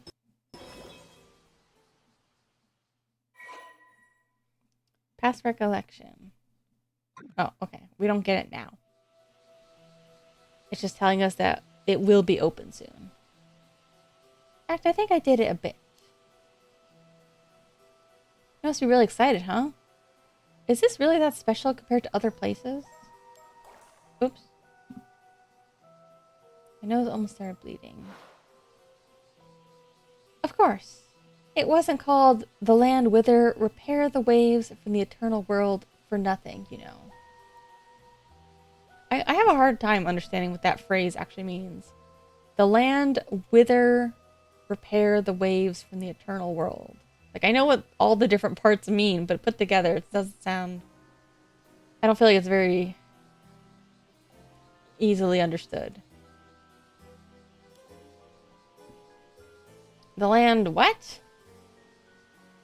What's this? You've never heard it called that?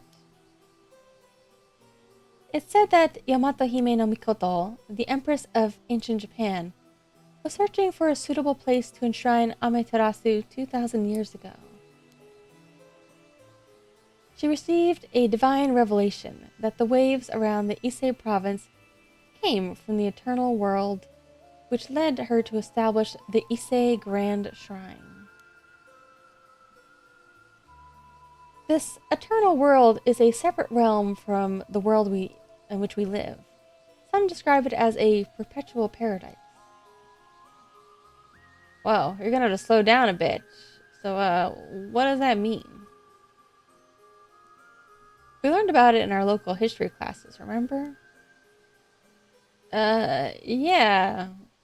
Sorta. Basically, Ise is a sacred place.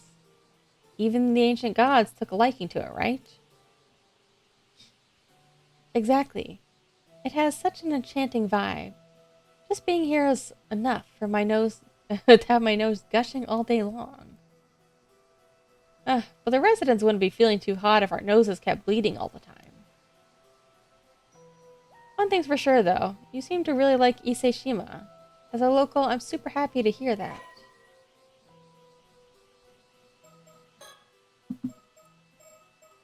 Alright.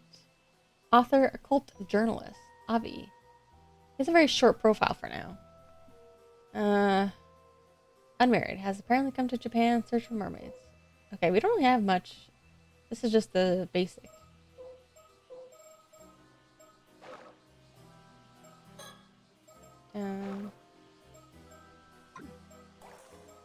Was there any other new file? Kamishima Lighthouse. Lighthouse on the eastern side of Kamishima.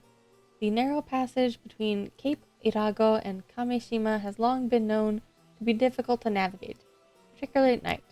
So much so that it has been featured alongside the whirlpools of Awa and the Ondo no Seto Strait in sailor songs about the most feared waterways. Following its construction in the Meiji era, spurred by reports of warships striking reefs in the area, the lighthouse has continued to stand watch over the waters of the island, ensuring safe passage to all who travel them. Wait, was there another one? No, I think that was the same one. Yeah. That's fine. Oh. Anything else about you guys? Will you be staying on Kamishima tonight? If you need somewhere to stay, I know a few places. Ah, We've actually already booked a guest house back on the mainland. We'll be taking the last ferry back after this. Guess you don't have much time left then. Mermaids. So what brings you to Kamishima today? Glad you asked, young Yuza. We were hoping to pick your brain on the topics as well. There wouldn't happen to be any legends concerning mermaids passed down on the island, would there? So you're really looking for mermaids? Indeed we are. You know what mermaids are, yes? I refer, of course, to the mythical half-human, half-fish creature. Sure, we know that much at least. Then I may be able to provide a modicum of additional information on the subject. Additional info? Well, you may be aware that the typical Western mermaid is envisioned as having the lower half of a fish and the top half of a human woman. It's thought that this interpretation has its origins in another sea monster, the sirens of Greek mythology. Their claims to fame is surfacing near reefs and bewitching sailors with their beautiful voices. Look at that little baby, the baby mermaid. Andersen's fairy tale, The Little Mermaid, is a famous example of this type of mermaid. Indeed, it caused this image to enter common knowledge. Yeah, that's what comes to mind when I think of mermaids too. Typical mermaid. But the mermaid that appears in ancient Japanese folklore is quite different. This mermaid has only the head of a human, with the rest of its body being a fish. It appears it was seen as more of an evil spirit or a yokai in nature. The legend that eating its flesh will grant immortality also implies that it was seen as more fish than human. That makes sense? People would definitely think twice about eating something that looked human, huh? I mean, I guess if you just eat the tail, it's still fine, right? This isn't to say there's a difference in Eastern and Western interpretations of mermaids, mind you. One could rather assume that there are several different types of creature that can be encompassed by the term mermaid. After all, there were also reports of more humanoid or demi-human mermaids being sighted in Japan in later years. Different types of mermaids, huh? Personally, I think lumping the two under the same appellation is a mistake. After all, they're two different creatures that just happen to share the same trait of being half fish and half human. Leads to misunderstandings when conflicting stories get passed down, and then the whole concept gets treated as occult malarkey. I think I see what you mean. Listening to you talk about them sounds like you believe mermaids really exist, Avi. But of course I do. After all, I didn't come here to research mermaids. I came to look for mermaids. Boom, boom, boom. I thought I was going to say catch them. This is very compelling. Isn't it? I think this is the first time someone's agreed with me on that matter. Why do you want a mermaid, though? That brings me to the next question. You wouldn't happen to have any local info on mermaids, would you? Unfortunately, I've never heard any folklore about mermaids here. I see. That would align with the answers we received to our other inquiries thus far. It would seem our investigation has branded us as certified weirdos.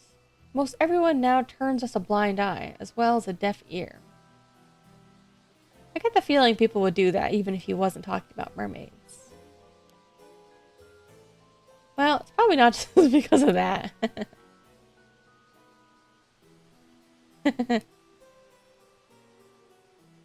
He didn't want you to ask why he's still unwed. Oh, is that his way of saying he's looking for a fish wife?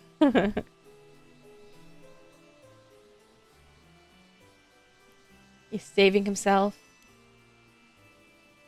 I mean, isn't there supposed to be a huge occult craze going on in Japan right now?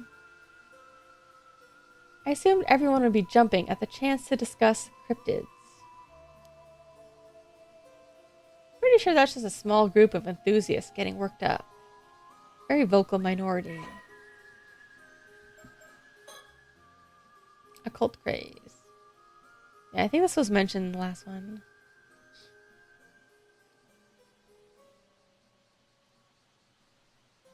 If they're so beautiful to see, well, but I guess it depends. Like you said, like there's a lot of different stories about mermaids. Like sometimes they look very human. Sometimes even if they look human, they don't actually act very human.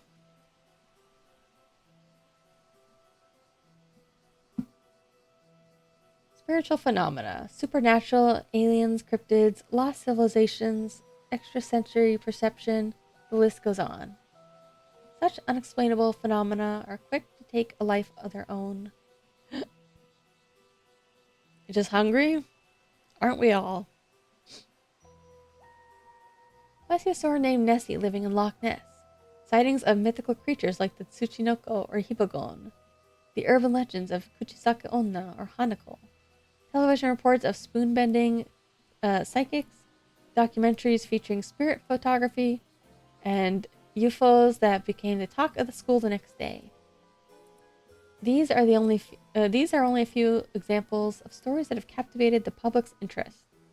Magazines specializing in paranormal phenomena continue to thrive, with no end to the craze in sight.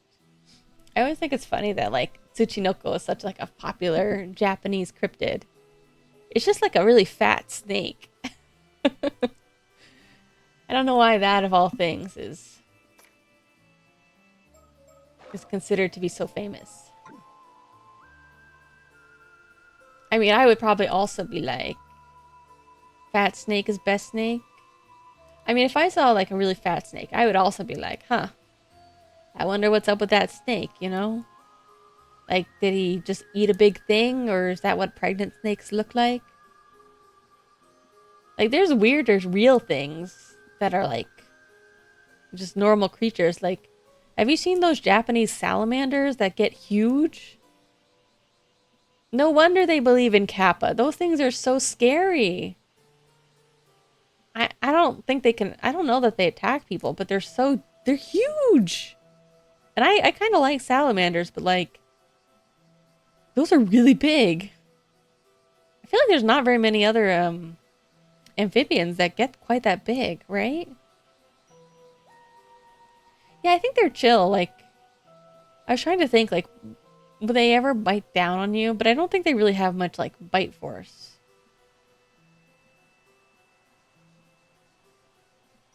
Oh, you're saying people... a lot of people with bad vision seeing things? Could be.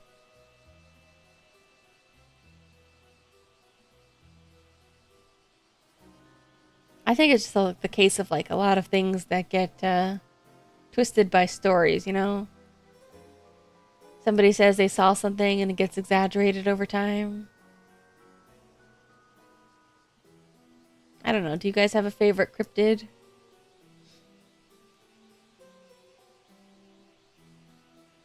You might not expect it, but I've actually, you know, other than like Japanese stuff, when I was a kid, I was quite a big fan of like the typical dragons and unicorns. You might not think, like, because I'm not like, I don't know, you probably wouldn't think I'd be into unicorns, right? But I don't know, I always think that they're interesting. The squonk. I know that's a real one. What is that? Is that one of the Appalachia weirdos? Yeah, squonk is real. How about the wind tosser? It's like a triangle shaped log. Melts if you've seen. Honestly, same. There's a lot of really silly things like that. I don't know. I don't know what it is about unicorns that's just so interesting.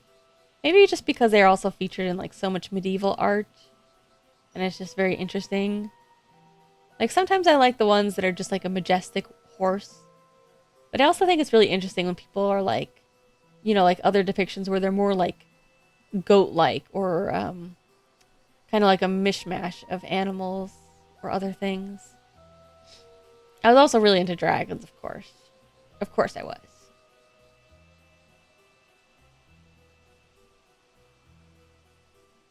Honestly, I wasn't that into Bigfoot or Sasquatch that much until more recently. I think I've kind of come around on appreciating it.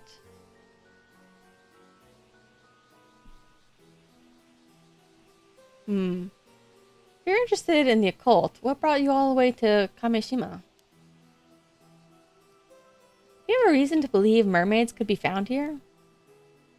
Excellent question. Indeed, I do. More precisely, I had a reason to believe they could be found around Taishima, an island that no longer exists. Taishima? Indeed. I obtained this information through personal research, so I imagine it's not common knowledge. Kind of funny that I was like, oh, we just heard about this. Some say there were 3 mermaids, Sobai, Nagame, and Hayate, living in the seas around Taishima 400 or so years ago.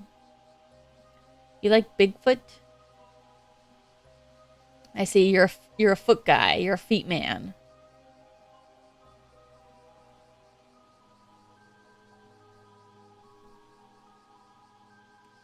Hmm. Some say 3 of them, and you know their names. You'd think it'd be weird that there's only 3, though, right? If they're a whole species. The only pictures we have are blurry AF. Also, most of the stuff we have is like confirmed and admitted hoaxes.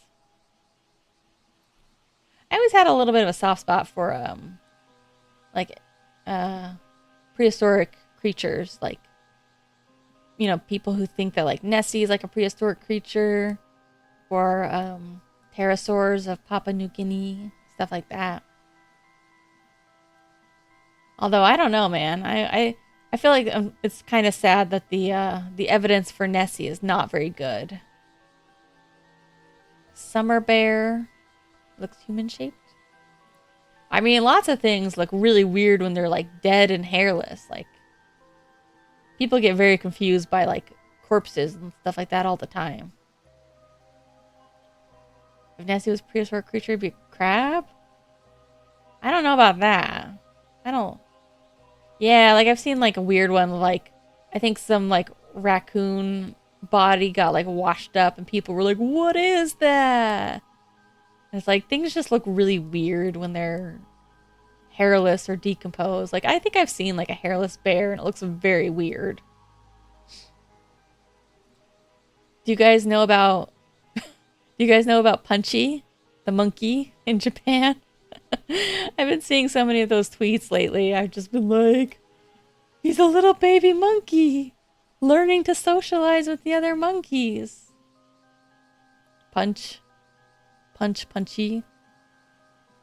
And he has his mother rejected him, so they hand raised him at the zoo, and um he has a special stuffed orangutan that's his monkey mother. But he's still learning to socialize, but he still likes to hug his monkey mother. Or not his monkey mother, his stuffed animal mother.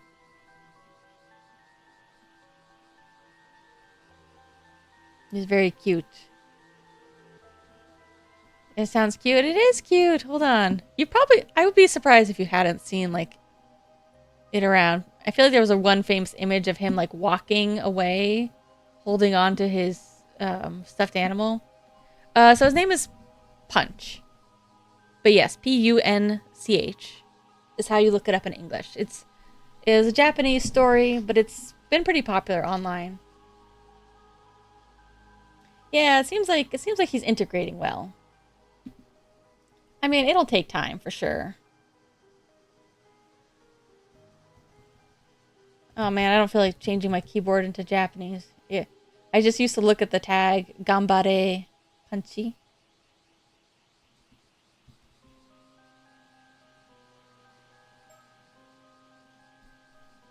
Let's see, where is it?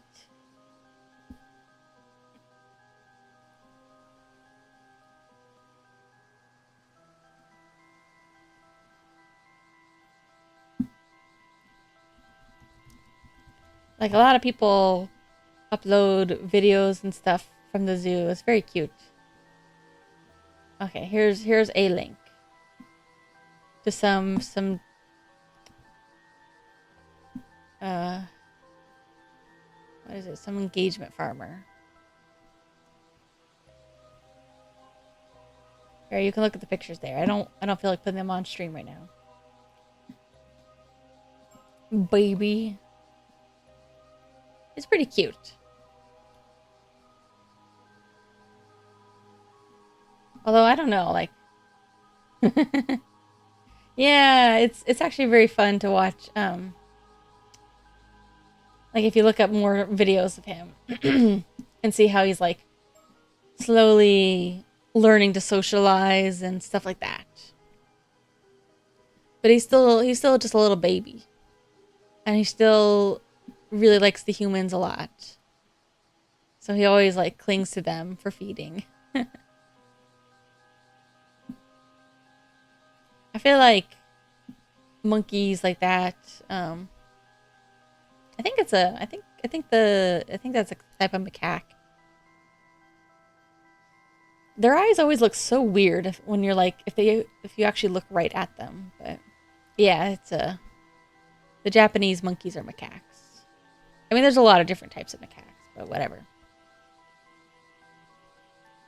It's also very easy to see him like even in a group because he's still kind of the smallest, and also he's significantly darker than pretty much all the other monkeys. So he's pretty easy to spot.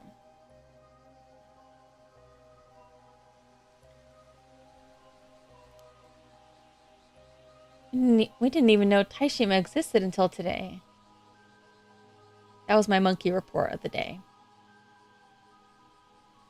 Seems a deliberate decision was made not to leave any records of Taishima's existence, which would obviously lead one to believe something is being concealed. On that note, did you know that records remain of several other sightings of mermaids in Ise Bay? What? Really? That's right. Legends about mermaids exist throughout Japan, and this region is no exception. In particular, there are reports of mermaids having been discovered in Tsu City and Ise City, both of which border Ise Bay. Whoa, I had no idea. I've jotted down some notes on these legends, so please take a look if you're interested. What? Ise Bay Mermaid Legend. According to the Kokon Chomonji, collection of notable tales old and new, an anthology of spoken stories compiled in the 13th century, 3 mermaids were discovered caught in a fisherman's net in Betsuho in Ise Province, modern-day Nakabeppo, Kawage Town, and Tsu City. Oh man, have you guys ever heard that story of oh gosh, I forget what it was called. It's a Japanese story of like a woman washing up on the shore in like a mysterious boat that these guys had never seen, and they were like, who is this woman? She's not Japanese. And I think it was like during Sakoku, like isolation, and I think one of the things they said about her was she had red hair. Oh gosh, what was that story called? But like it's very interesting. There's artistic depictions of it. Oh, Utsuro Bune. That's what it was called. Hollow boat. And it's so funny because it just looks like it's a UFO. It's so freaking funny. I love those, like, it kind of reminds me of like Ooparts, but it's like, it kind of looks like a UFO, or like she's in like a like a rice bowl, like a giant rice bowl. But because it was like Sakoku and the fishermen or whoever found her were like, well, we don't want to get in trouble. We don't want you to get in trouble either. So we're gonna try and help you, and then we're just gonna send you back out to sea. And that was it. Utsuro Bune. It's so funny. Just looks like she's in a UFO or like a rice bowl.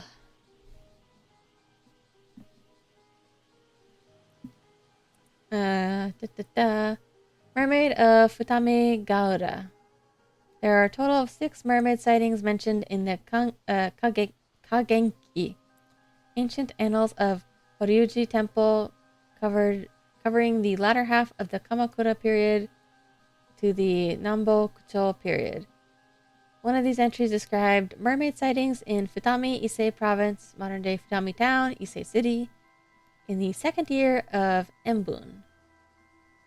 The mermaid was subsequently named Enmeiju, a name composed of the characters affiliated with long life. Ano Town's Yaobikuni. Although the exact time period is unclear, legends tell of a girl named Asato from Kusawa in Ano Town in Age District, who became immortal after eating the flesh of a mermaid, and went on to become Yaobikuni, a nun who lived for 800 years. 3 mermaids in Taishima. While this information is not recorded in any literature, according to Avi's research, 3 mermaids, Sabae, Nagame, and Hayase, purportedly lived on Taishima, an island said to have sunk about 400 years ago. You know, I was trying to refresh my brain on Yaobikuni, because I think I don't know if that's the exact origin or just the most popular iteration of mermaid flesh making you immortal. It kind of reminds me, though, like, I feel like the character of Yaobikuni kind of reminds me. I mean, I guess it's not that similar, but to me, it just immediately makes me think of the Count of Saint Germain, a famous, purported legendary, immortal or extremely long-lived man. Coincidentally, also appeared in Dandadan, if you enjoy that manga. Thanks. This is very interesting. I agree. It is very interesting. What type of mermaid are you looking for, Avi? It seems a lot of mermaid sightings around Ise Bay were fish mermaids. Fish mermaids. The mermaids sighted around Taishima were apparently the human mermaid sort. So it stands to reason that any mermaids around here would be the human mermaids as well. By human mermaids, you mean the sort that are closer to human than fish, right? Indeed. The ones closer to fish, meanwhile, are known as fish mermaids. I wonder what he says in Japanese for this.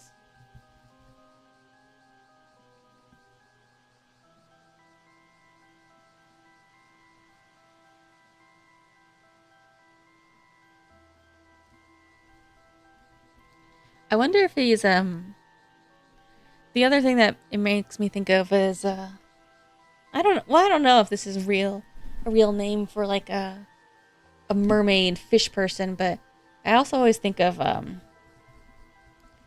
there's a Digimon named Hangyomon. Or not Longo, Hangyomon. Otherwise known as Scubamon or Divermon, I think, depending on the translation. And I think it comes from Hangyojin, which... What is a Hangyojin exactly? Is that... I think that might be the more fish one. The fish ones that have more of the body, or the body of a fish and the face of a person, maybe. I think. Hangyojin or Gyojin. I guess Han means half, so interesting.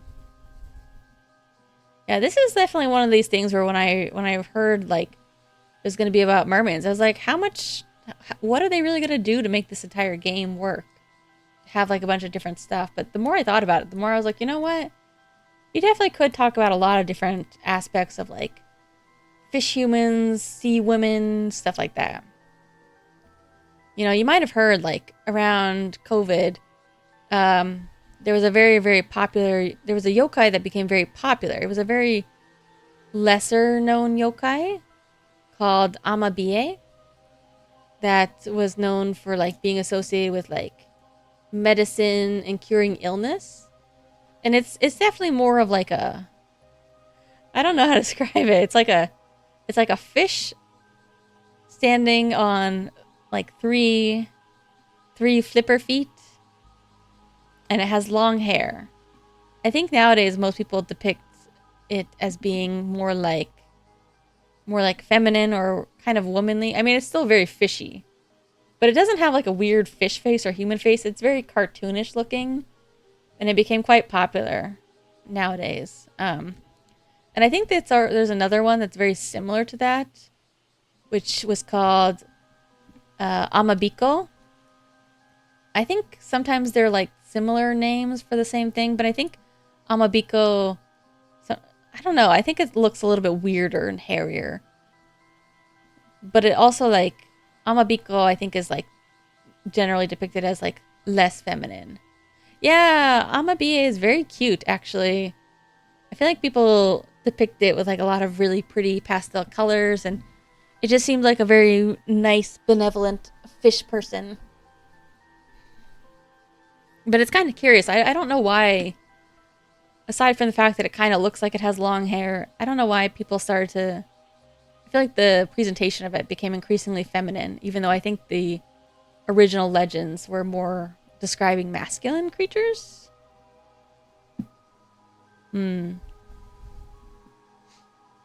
I don't know. I thought Amabiko was related, but they look quite different. I don't remember if Amabiko is also associated with healing. But yeah, it was very, very popular. Oh, here's a cute. Let me see. I'm gonna post the image in chat. Copy. Kind of became like an unofficial mascot at the time. I can't. Here. Here's a cute image of Amabie with like a, it's kind of like a little flyer to like stop the spread of COVID. It's kind of a great design. It's awesome.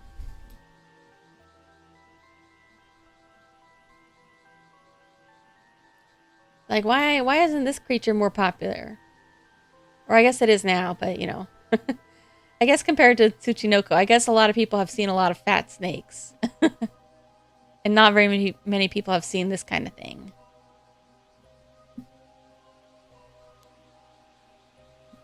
Oh, whoops. I see. Yeah, I think when he's saying, my guess would be when he's saying human mermaid, he's probably saying ningyo. When he's saying fish mermaid, he's probably saying like gyojin. Maybe. Or hangyoji. Maybe. In that case, mermaids whose flesh would make you immortal if you eat it would have to be a fish mermaid then, right? Another fine question. It's indeed difficult to imagine people eating the flesh of human mermaids. I mean, that depends. Like, that's the interesting thing about them is like, normally you would think about eating the tail, right? But does it have to be the tail?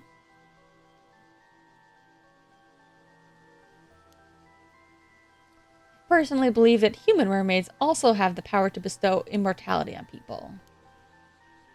Oh, I wonder. How about another refresher on myth and legend? Are either of you familiar with a place called Ryugu? briefly. That's where Otohime is from. Ryugu. Is it related to the Ryugu Palace that appears in Urashima Taro? Just so. Could be well considered the inspiration for the undersea palace in that familiar fairy tale. Whoa, I was right. Hell yeah, I hope you guys like more myths and legends. Urashima Taro returning home from the palace of the Dragon King. Long, long ago, a youth by the name of Urashima Taro lived in a village by the sea. One day, upon rescuing a sea turtle that was being bullied on the beach, Taro was amazed when the turtle thanked him by inviting him to Ryugu Palace, the legendary undersea palace of the Dragon King, as a token of gratitude for his kindness. Unrelated, but there's a fairly new Digimon that is like a Ryugu Digimon. It's kind of cool looking. Kind of like a giant, like, what is it called? Like a sea slug with a palace on its back. It's awesome. Ryugu Palace was a wondrous place with a beauty unlike anything found on the surface world. The Princess of Ryugu Palace, Otohime, received him with great hospitality.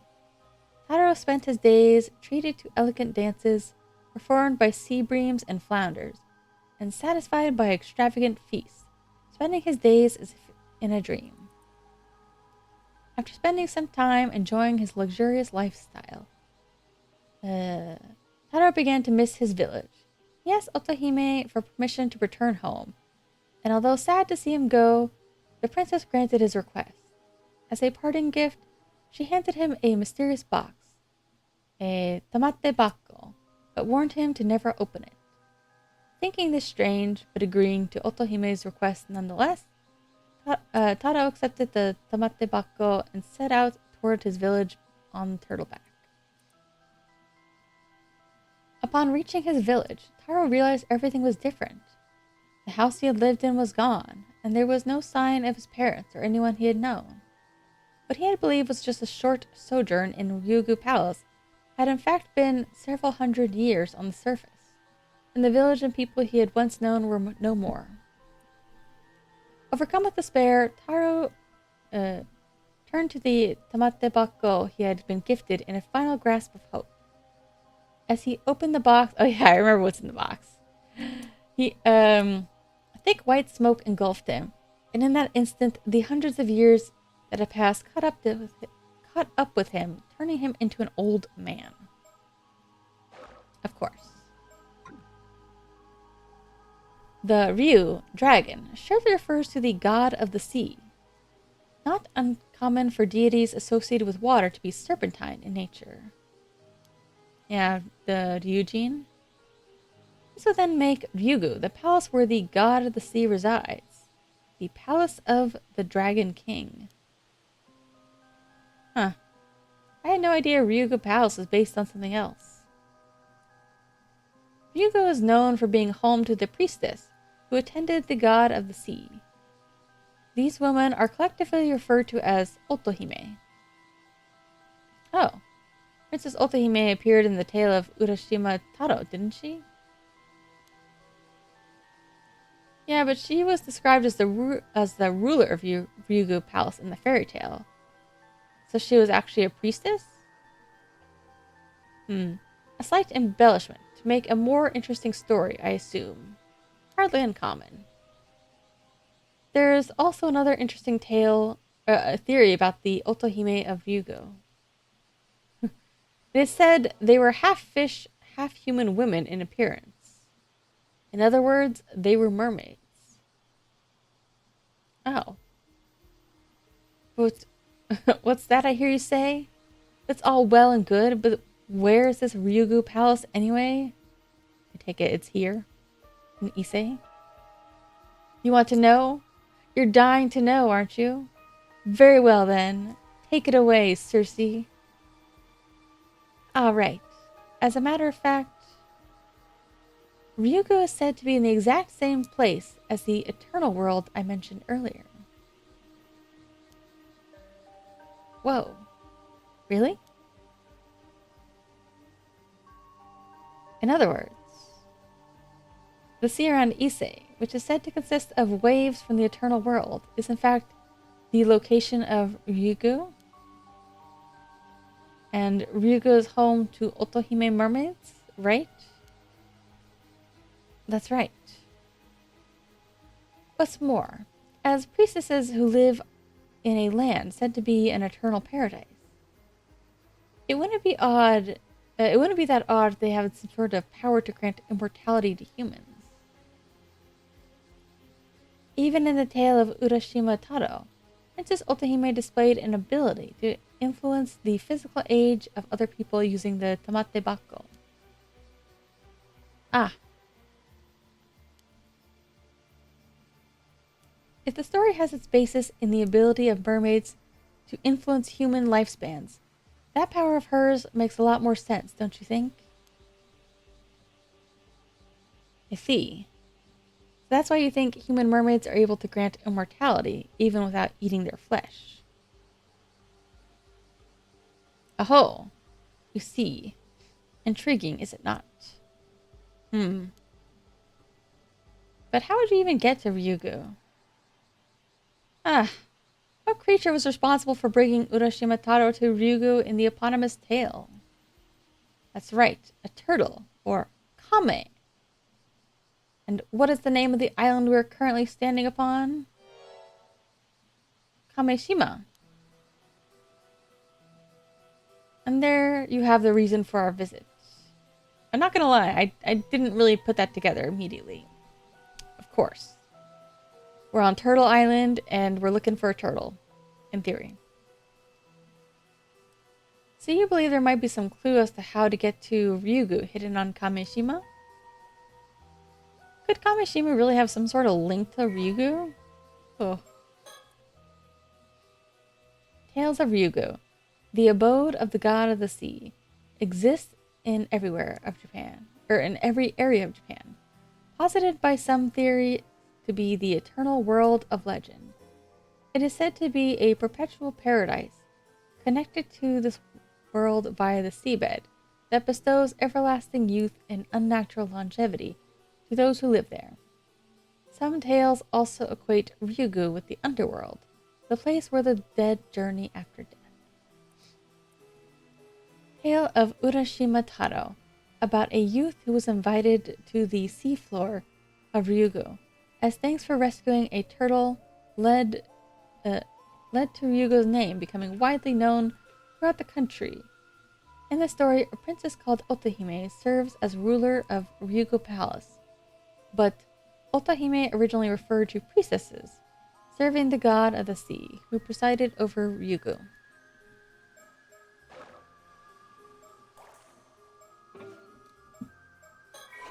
Not gonna lie, I need to get up and take like a couple minutes break. Ugh.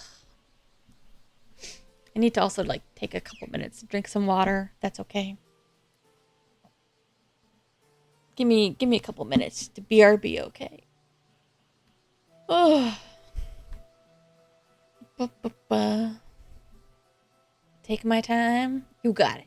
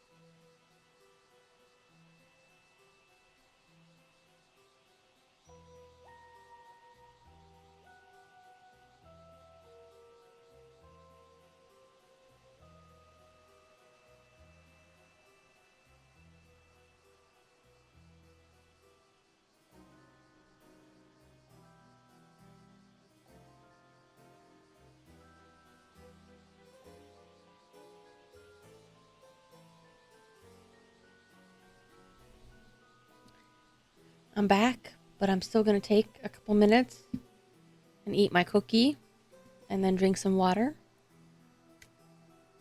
Let me move the mic so you don't hear me chew right into your face.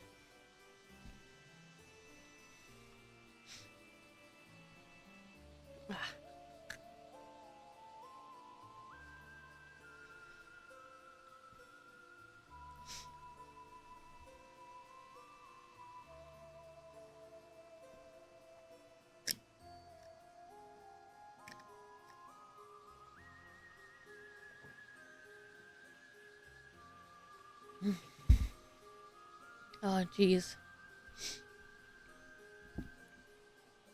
Man, you wouldn't think about it, but talking so much really makes my lips more chapped. I was like, oh, I gotta take a break and peel my lips off. It's driving me nuts.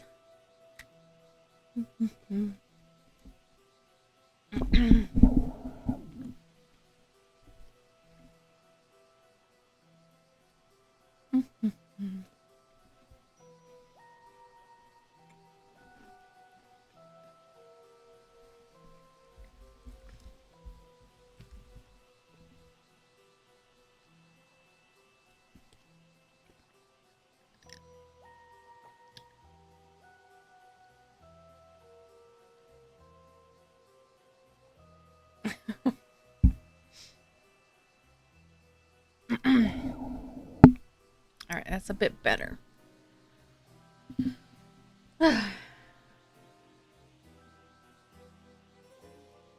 I'm sure they'll get chapped again. It's fine. You know what? A little more to drink first. Oh no.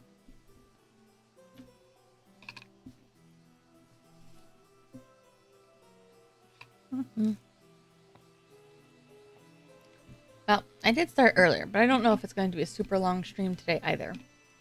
Maybe some shorter streams this month.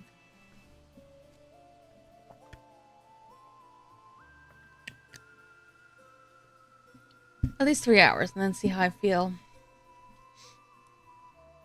All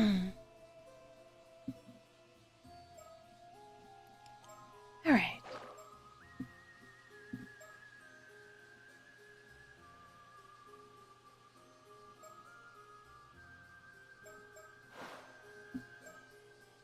Wait, what was the one I was looking at? Oh, this one. I was like, did I read it? Swear to God, every time when I sit here, I suddenly am like, feel like I'm gonna burp. Meanwhile, I was like, okay, I'm just gonna take a break, and if maybe I should get all my burpees out if I have any.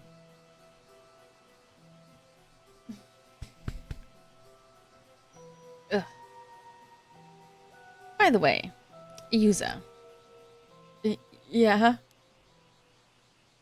You said your name was Yuza Minakuji. Yeah, he sounded like he knew my last name.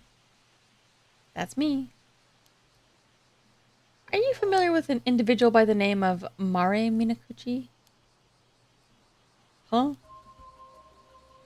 Mare Minakuchi was my mom. She passed away in an accident 5 years ago. Ah, I apologize for the indiscretion. My condolences. 5 years ago. You wouldn't happen to have inherited anything from your mother, would you? No. What do you mean? How do you know about my mom? Could she have some sort of connection to mermaids? Well, this is more related to my personal research, so I can't say for sure. Please tell me. I'm also looking for mermaids. If you know anything, I have to know. Well, you've certainly grown lively all of a sudden. Let's calm down a bit. Regrettably, the only lead I have is a rumor that suggests some connection between mermaids and Mare Minakuchi. A rumor? From where? Oh, you want to know? Well, I suppose you would, wouldn't you? Very well, I'll tell you. I heard it from a descendant of the islanders who used to call Taishima home. What? So someone survived the disaster that sunk Taishima, and their descendants are still around today? Long story short, yes.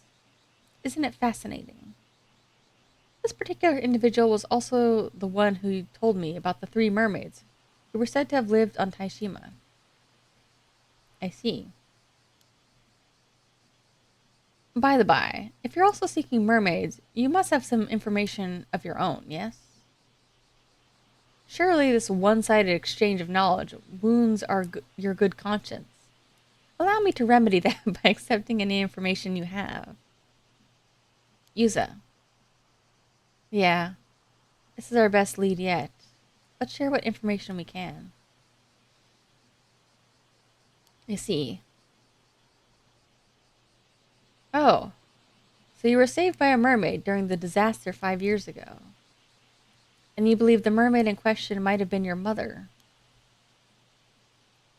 I know it sounds pretty far-fetched. And I know some of it probably comes from me wanting her to still be alive.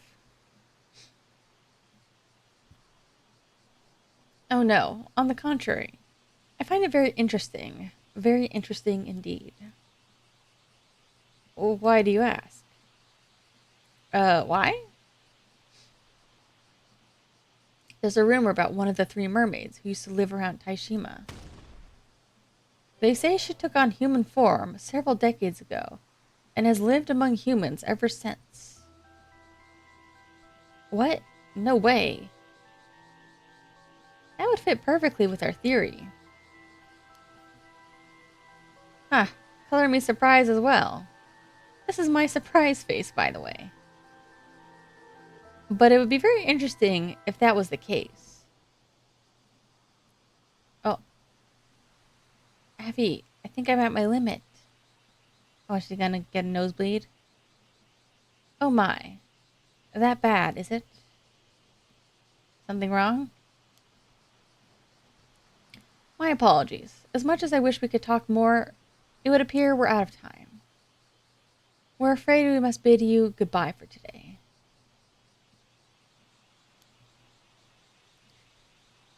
Now that you mention it, if you're looking to make the last ferry, you'll probably want to head back soon. Wait. This is the most promising lead we've found. If you could just stay a bit longer. Believe me, I love to continue to chat too, but the little lady's been feeling a bit under the weather ever since arriving here, you see. I'm sorry to hear that. You're not going to get another nosebleed. If you're feeling bad, maybe you should stay the night after all. Thank you. I'm just holding the nosebleed in. Oh. But I really should get off the island as soon as possible. Ever since arriving here, I've had this feeling that some terrible calamity is approaching. Calamity? You can't mean. Forgot to mention, young Cersei here is a bit of a sensitive to things in the sphere, if you catch my drift. Okay. As reluctant as I am to part ways, we really must go. Many thanks for the information you shared, and never fear, we'll be back tomorrow. Tomorrow. Ugh, sorry. Excuse me.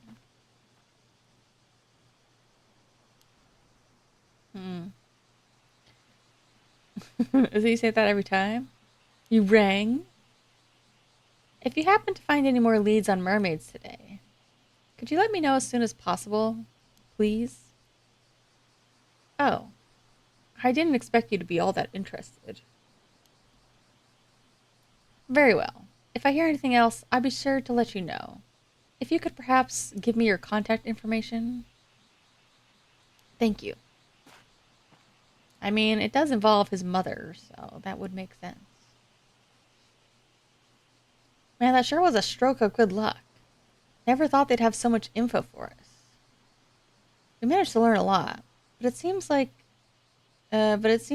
getting any more from them is going to be tough. I really need that information by tomorrow, though. What is tomorrow, though?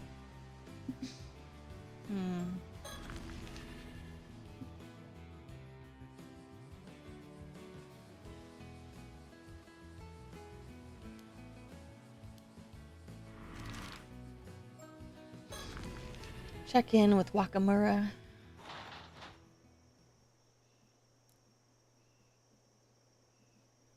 Mr. Wakamura.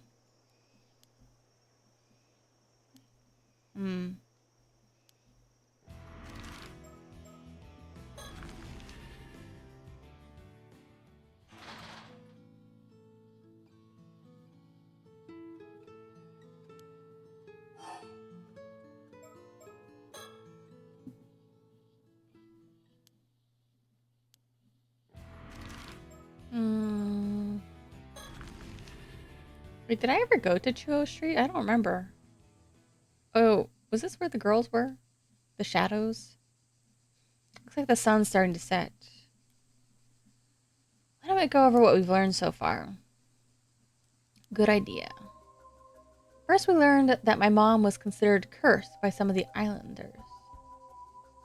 Yeah, they said she was descended from the person who originally called forth the curse of the raging waves, or something like that. Because he thinks the curse is about to break out again. Mr. Wakamura is currently trying to find a way to stop it. Not everyone on the island believes in it, though. Kikuko and Shotaro didn't seem to believe in it at all. We also managed to speak with those two foreigners who were looking for mermaids. Sure were full of surprises. There's also that rumor about mermaids living near Taishima, a nearby island that was destroyed, and that one of them assumed human form. I never thought we'd find something to support the idea that my mom might have been a mermaid. Whatever else we might have learned from this, the mermaid that I encountered 5 years ago may very well have been one of those three living near Taishima.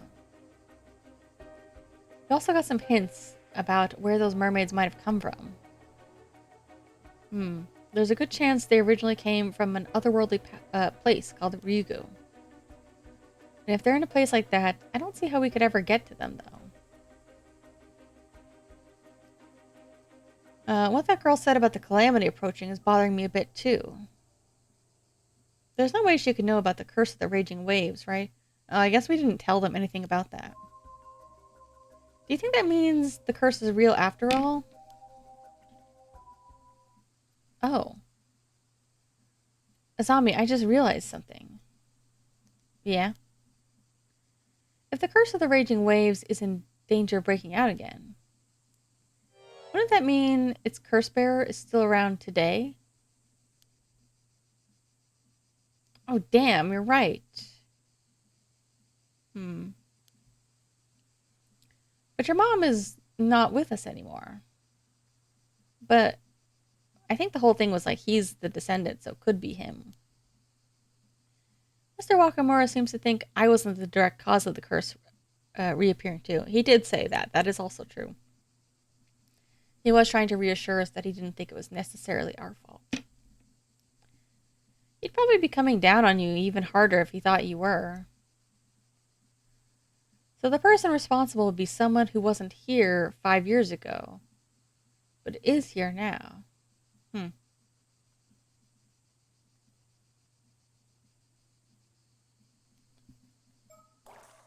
Who are... I think the girls were... Mysterious girl. Relative. Child of a relative of Wakamura's.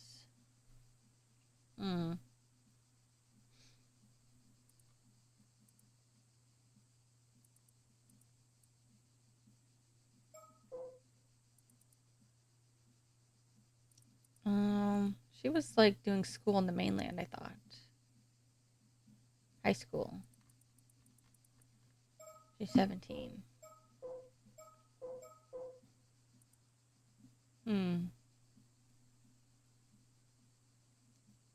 University in Tokyo.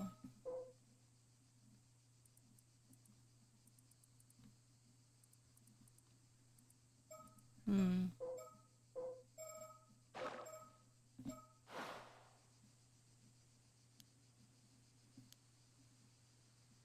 Assuming the curse is real anyway. I have another thought, but I'm going to just save it to myself just in case I got it right. Still, I do wonder if my mom had some sort of link with mermaids. I hope whatever Gran has to tell us shed some light on things. You mean what she's planning to tell us at the bay tonight? Oh, I forgot they were going to do that. All right, time to see Grandma die. What's wrong? There's a bunch of noise coming from Chuo Street. I think I heard screaming.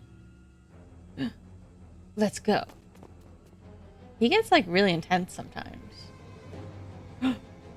What? What? What? Don't tell me Sato.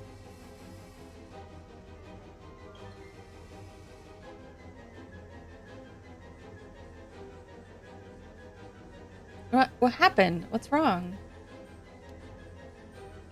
Tsukasa, what's going on? I don't... We were just... And then Sato just... Yuza, look over there. What?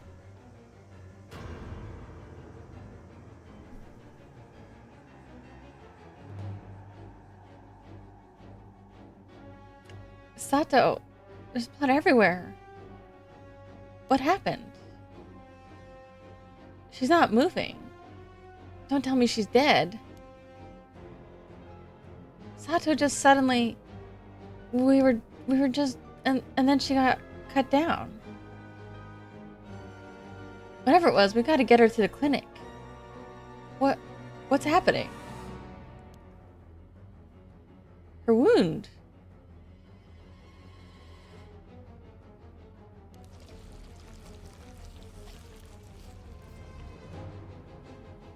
Is gone.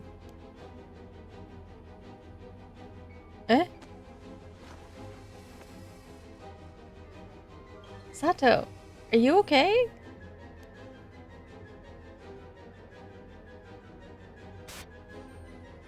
Eh?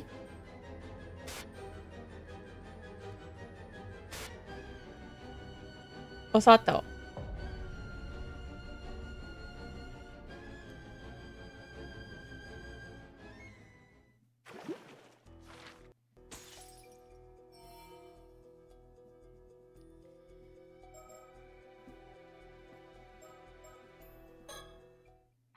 Oh, this is my bird relationship.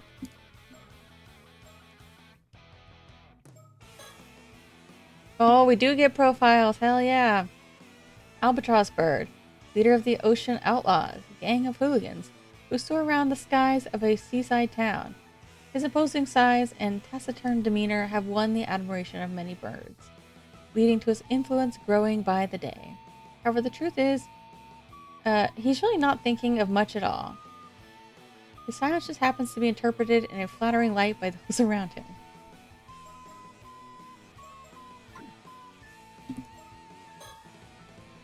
Tit for tat.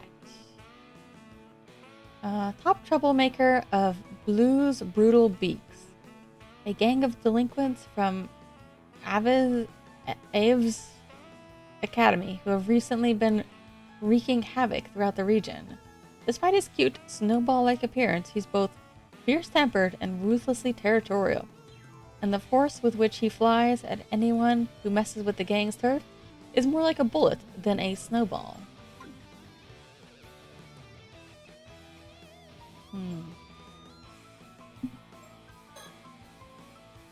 Vaseline Frigate.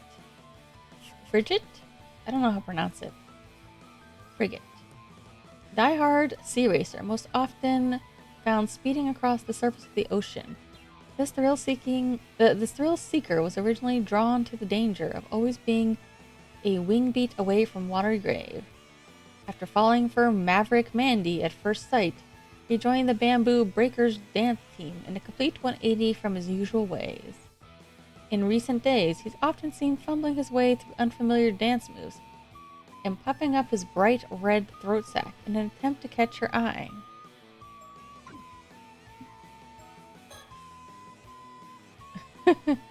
Gull and Roses, member of the Ocean Outlaws Hooligans gang, usually found whiling away his days at the seaside. He has a tendency for to suddenly show up whenever trouble begins brewing, just so he can stick his beak into the chaos. Despite being the only one to notice the lack of substance behind Albatross Boss's imposing demeanor, he finds it more entertaining than anything else, and has thus far elected to keep quiet about it. Booby Bravo, the steadfast senior member of the Ocean Outlaws hooligan gang. Ah.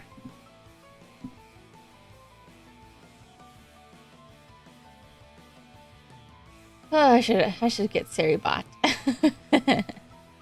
Ah.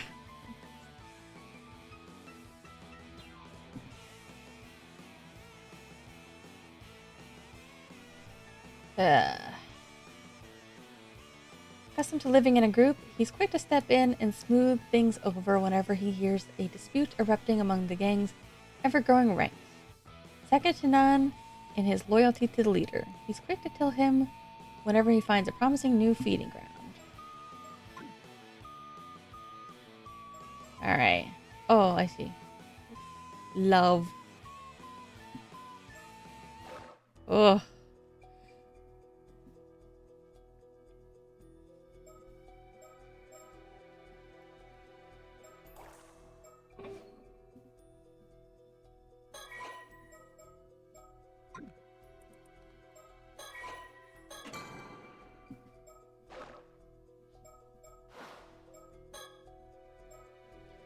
Time to meet up.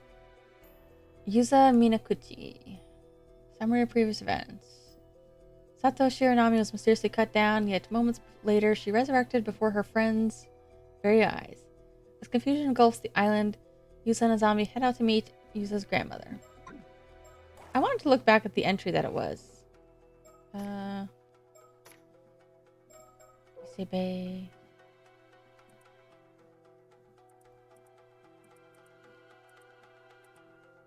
Although the exact time period is unclear, legends tell of a girl named Osato from Kusawa in Ano Town in Age District, who became immortal after eating flesh of a mermaid. Huh. Osato. Osato becomes Yaobi-kuni. Sobai Nagame Hayase. Oh, yeah, we might be dealing with multiple mermaids here.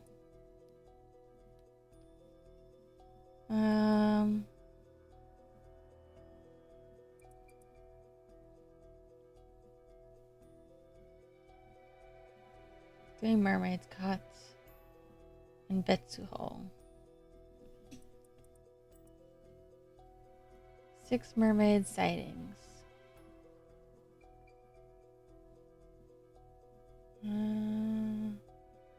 In Meiju.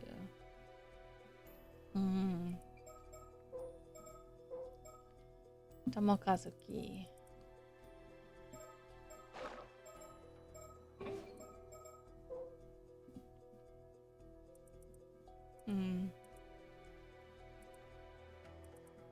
Yeah, everyone's so suspicious. She's an outsider. And then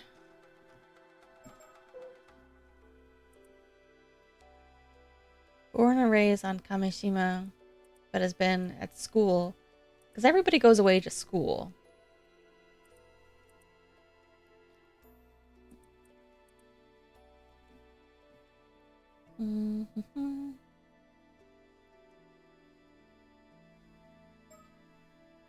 Plus, her father is very mysterious as well.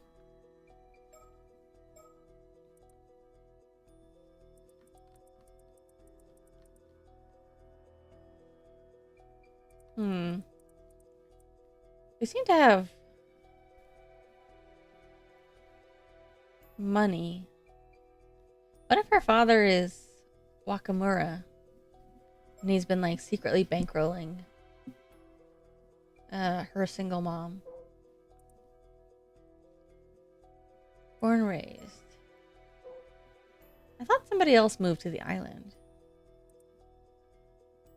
Married into a family.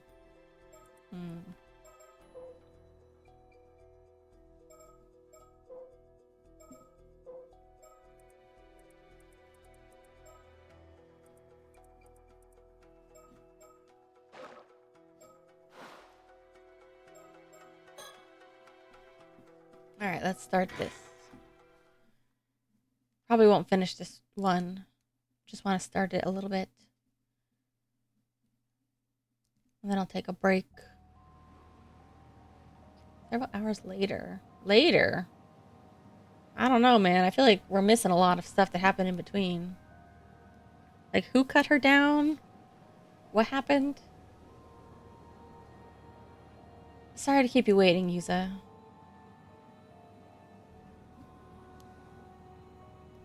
It's nearly time to meet up with Tsuyu, yeah? Let's head that way.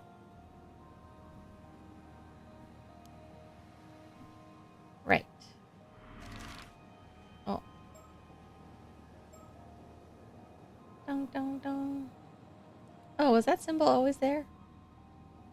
I keep, like, moving the map around, trying to see if there's anything else there to find. Oh, Island was in an uproar after that. We didn't even get to ask Sato what happened. Apparently, she shut herself up in her room at the Wakamuras and hasn't come out since. What the hell was that, though? How'd she even get hurt like that in the first place? Well, Shotaro was looking for her.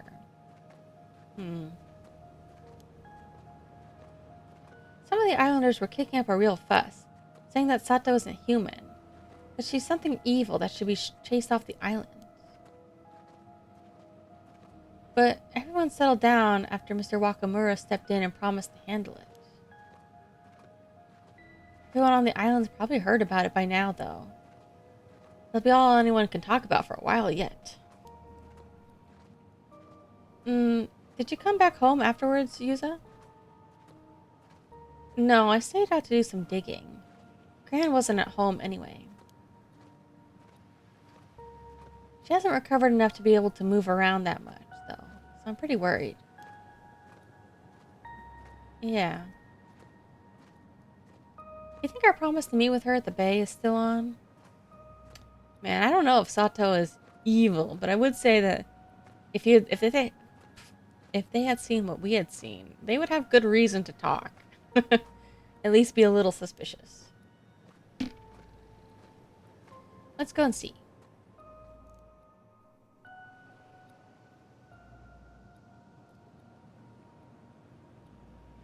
She's here.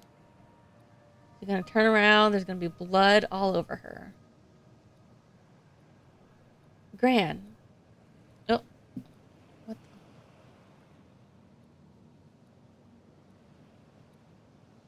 What is this? Oh man, really long Twitch spam.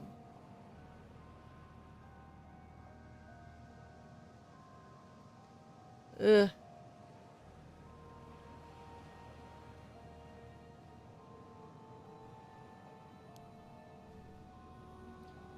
Covered in blood, covered in blood.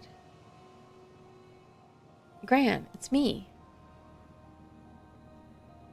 Oh, no blood. Oh, you two came after all. The waves were so loud, I couldn't hear you for a second. What are you doing over there, Gran? This is where it's hidden. Hidden? What is? Well, Mari, your mother left us. Mom? Yeah, so, Yuza, have you heard of an island called Taishima? Taishima? What?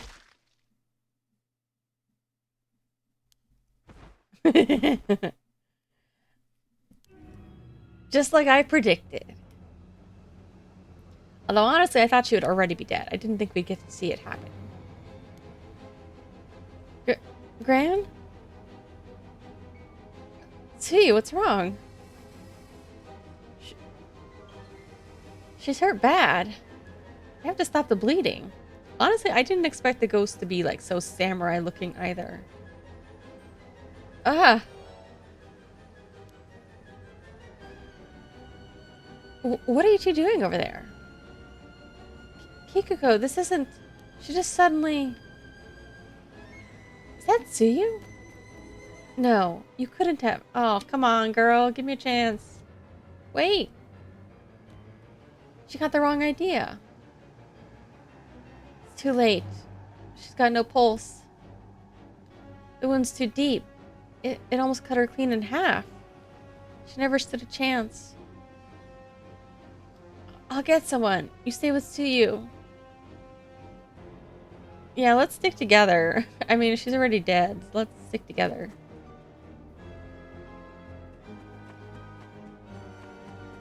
Like, I could just see, like, if I stayed behind, somebody else would walk up and think I did it. Someone get the clinic doctor. Ah! Oh, wow. Everybody's dying. Oh, Lady Nakamura. What the hell's happening? I heard screaming from down there, too. Come on, let's go.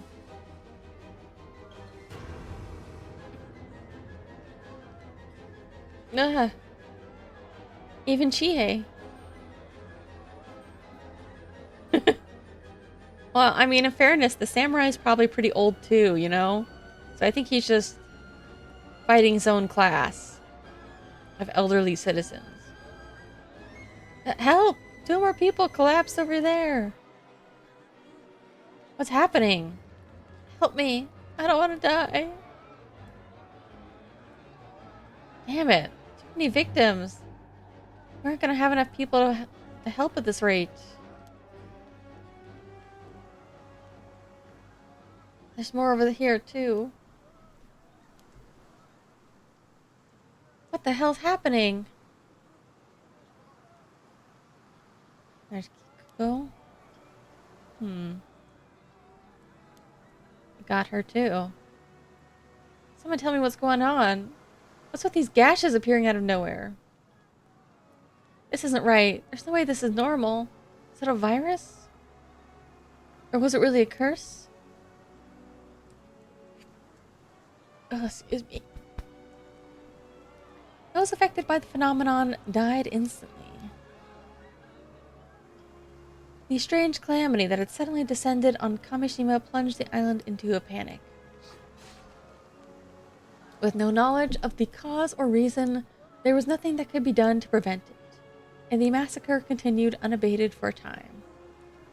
It's kind of weird that, like, you wouldn't think that the curse about storms and waves would appear as a slashing sword samurai man.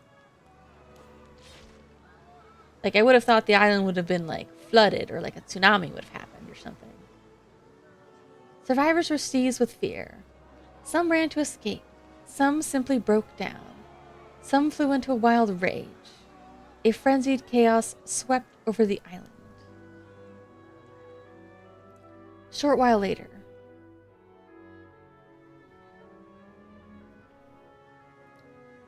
At least we were able to meet up with Tsukasa. What the hell's going on?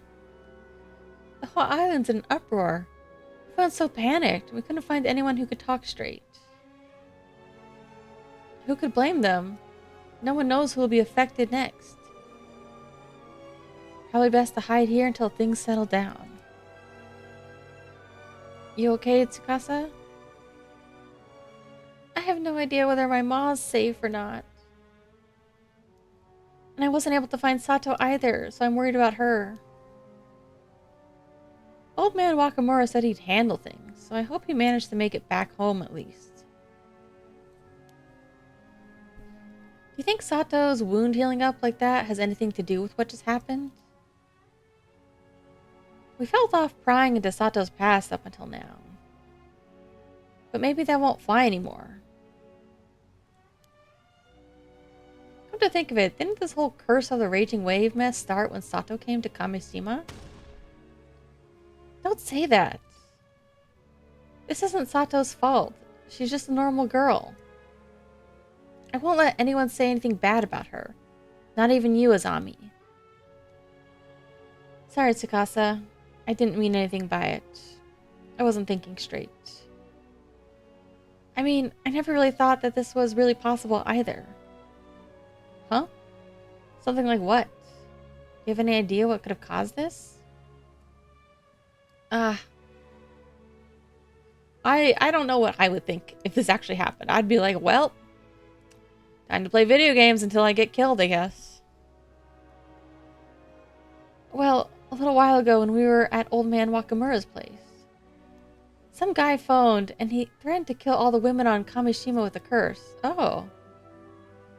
Yeah, I think it has been all women up until now. That we've seen, anyways. I don't think we saw any men. Another curse? Who was it? Yeah, I was going to say, I wondered if this was going to be like another curse coming into effect unrelated to our mermaid stuff. I don't really know. It says something about no mercy, just punishment for anyone who defies him. It was really creepy.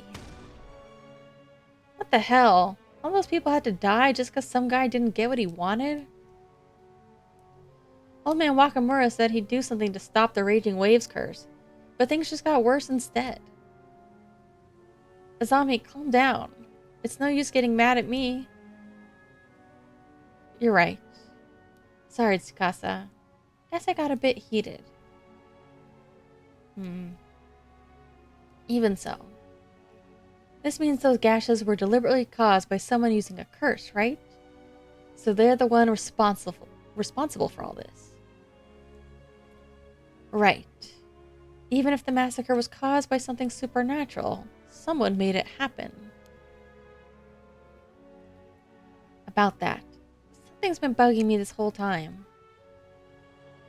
What do you mean? It doesn't seem like the victims are being targeted at random somehow. They were all women for a start. So I was trying to think of some kind of common point that would tie them together.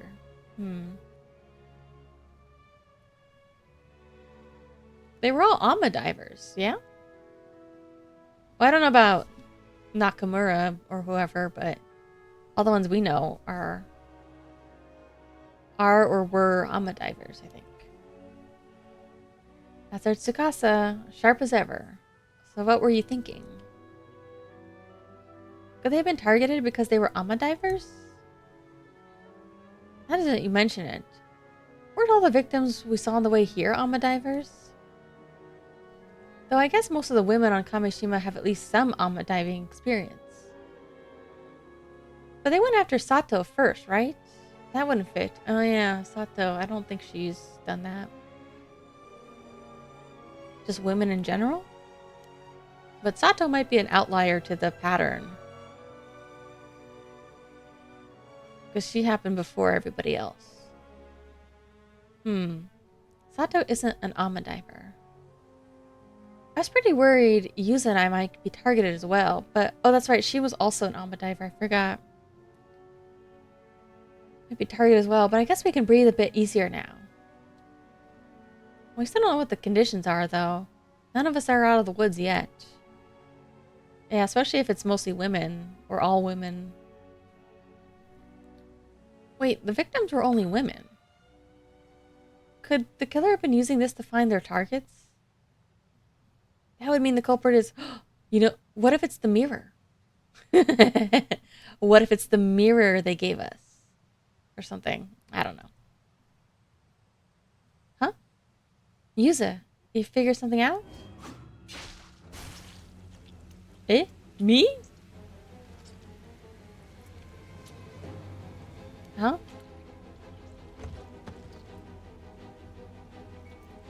The mirror for protection. What if that's like a curse, actually?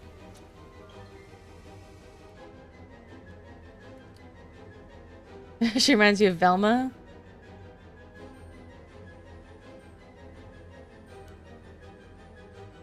Use it, your head. Oh man, everybody else got like stabbed or like slashed across the chest. I got my head cut off.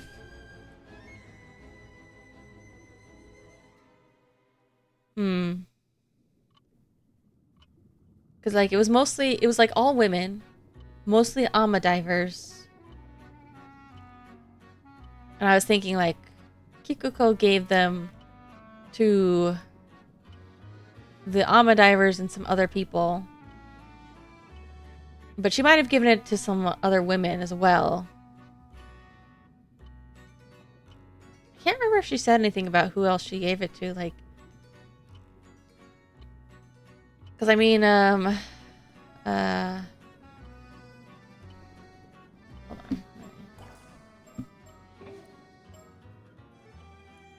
Because Azami... He liked a lot of the Kameshimaru merchandise, but I don't think he took the mirror. I don't think he was interested in that. I think he just wanted, like, the t-shirts and stuff.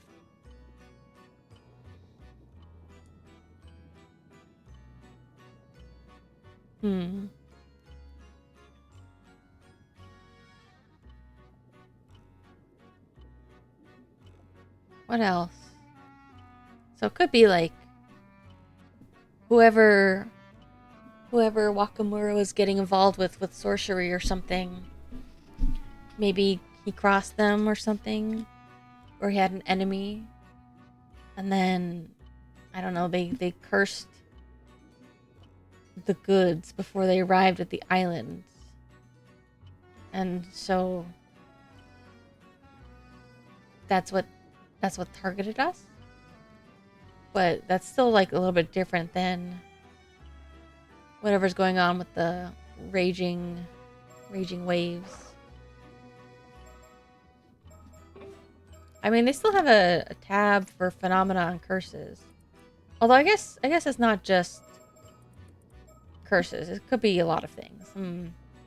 I think in the first game they had all separate tag for the 7 mysteries of Honjo or whatever.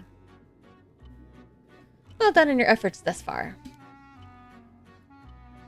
You have now borne witness to the details of the tragedy that befell Kameshima. However, please do not be discouraged. This too is necessary knowledge for your journey. The situation you find yourself in is complex indeed, a veritable maelstrom of events. But I'm sure you'll be able to overcome this trial and accomplish your true objective. For now, we will return to the story chart, where you may proceed with a different route. Wish you the best of luck on your journey. I like this kind of game, though, where it's like death is part of the story. Although it would be interesting, like, in a game where, in this case, you are kind of forced to die. You don't really get a choice, because you can't uncover more information otherwise. But it's still, like, kind of interesting. I like this, the branching paths, to understand the greater story. Although I think that's actually a good place for me to stop. I don't know if I'm going to stream tomorrow. If not tomorrow, the next day.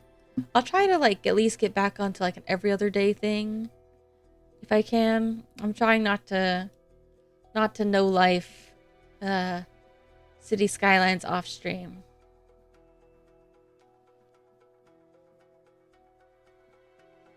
But yeah, this is really good. I think I want to keep playing this before I return to some other games. Maybe I'll interrupt it and I won't, like, at some point. But I definitely will be mainly playing this. I might make time for something else too.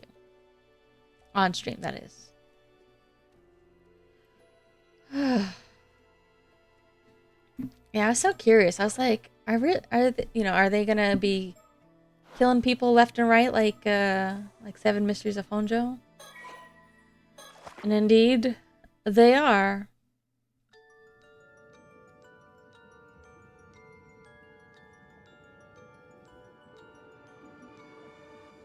So interesting, all the things that they put together for the story, linking things like Ryugu and Ama divers and mermaids and all kinds of stuff like that.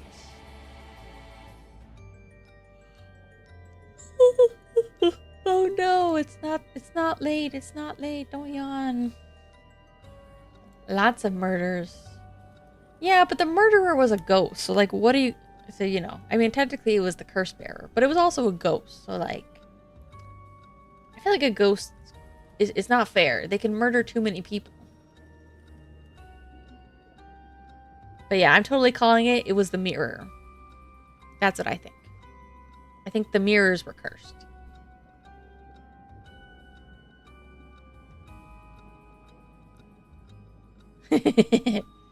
I'm using my brain. I'm trying to think.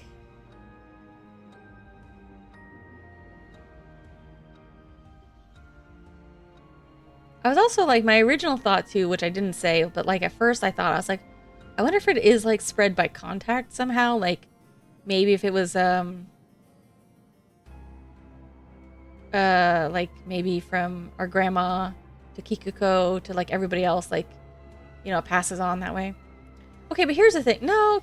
Okay, so Kikuko is the one who gave us the mirror, but she also died. So I don't think she was in on it.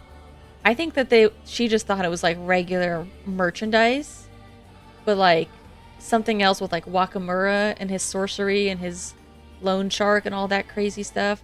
I think that's what caused somebody else to curse the stuff and deliver it to the island. But like, I think next time I want her to play like Sato right away. I'm so curious about her. Like, is she... Maybe as opposed to being a mermaid, she's somebody who ate mermaid's flesh, perhaps? Whether like Yao Bikuni or somebody else. Do you have a favorite character? Oh, you probably like Avi. I don't know. I think Avi's a bit much for me right now.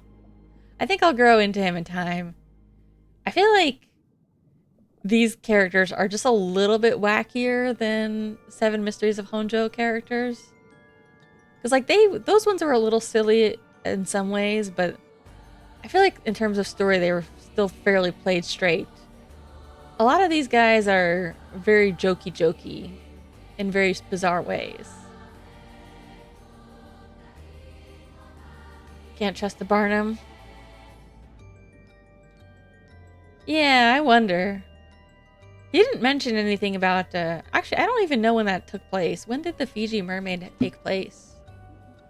Fiji Mermaid. I mean, if it was P.T. Barnum, it must have been quite a while ago, right?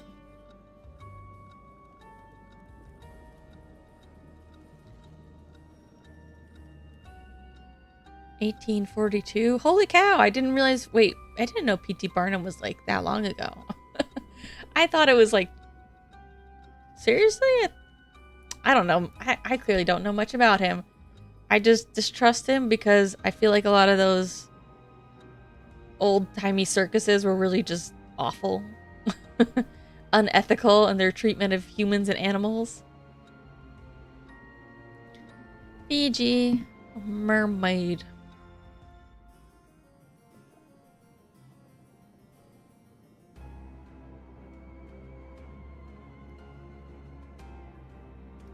P.T. Barnum exhibited the original in Barnum's American Museum in 1842. Holy crap. Can you believe it was that long ago? Although, I guess that does make sense, because you would hope that if it was the 20th century, people would have been like, nah, that's stupid. That's a hoax.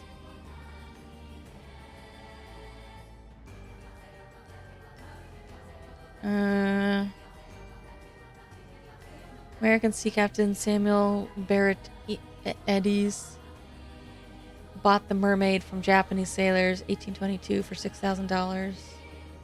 Another account says captain of an American whaler bought it in Batavia. Mermaid is believed to be one of many manufactured commercially in Japan by a fisherman with a sense of humor. Dutchman who is posted a warehouse keeper of Digimon Nagasaki blah, blah, blah. Okay, okay. So I'm not sure whether that one originally was actually Japanese, but there does seem to be like some reason why a lot of people attribute it to Japan. Even if maybe they were just doing it as a laugh.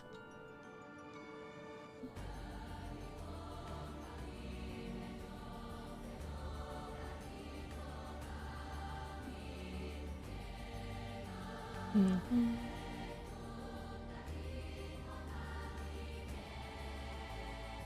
So interesting, though. Oh, my brain. My brain is thinking. People. I don't know why people are always surprised when, like, I feel like this is my whole thing. Is the fact that I love these kinds of like paranormal, folklore, cryptids, supernatural, urban legends, all this stuff. Even though my brain is bad and I forget everything very quickly, it's still so fun to learn and read about. And I'm happy to be able to experience things that I like and talk about it, even in kind of like a shotgun manner of just like randomly spraying off mermaid knowledge that I know or mermaid adjacent things while also playing the game and seeing what is actually going to happen in the story. Mm-hmm. All right, that is enough. Mm-hmm. I am. People, I don't know. Some people don't believe me when I say it. I'm just, just weird like that, I guess. Just freaky like that. And I hope you guys are also freaky like that. And we can be freaky together.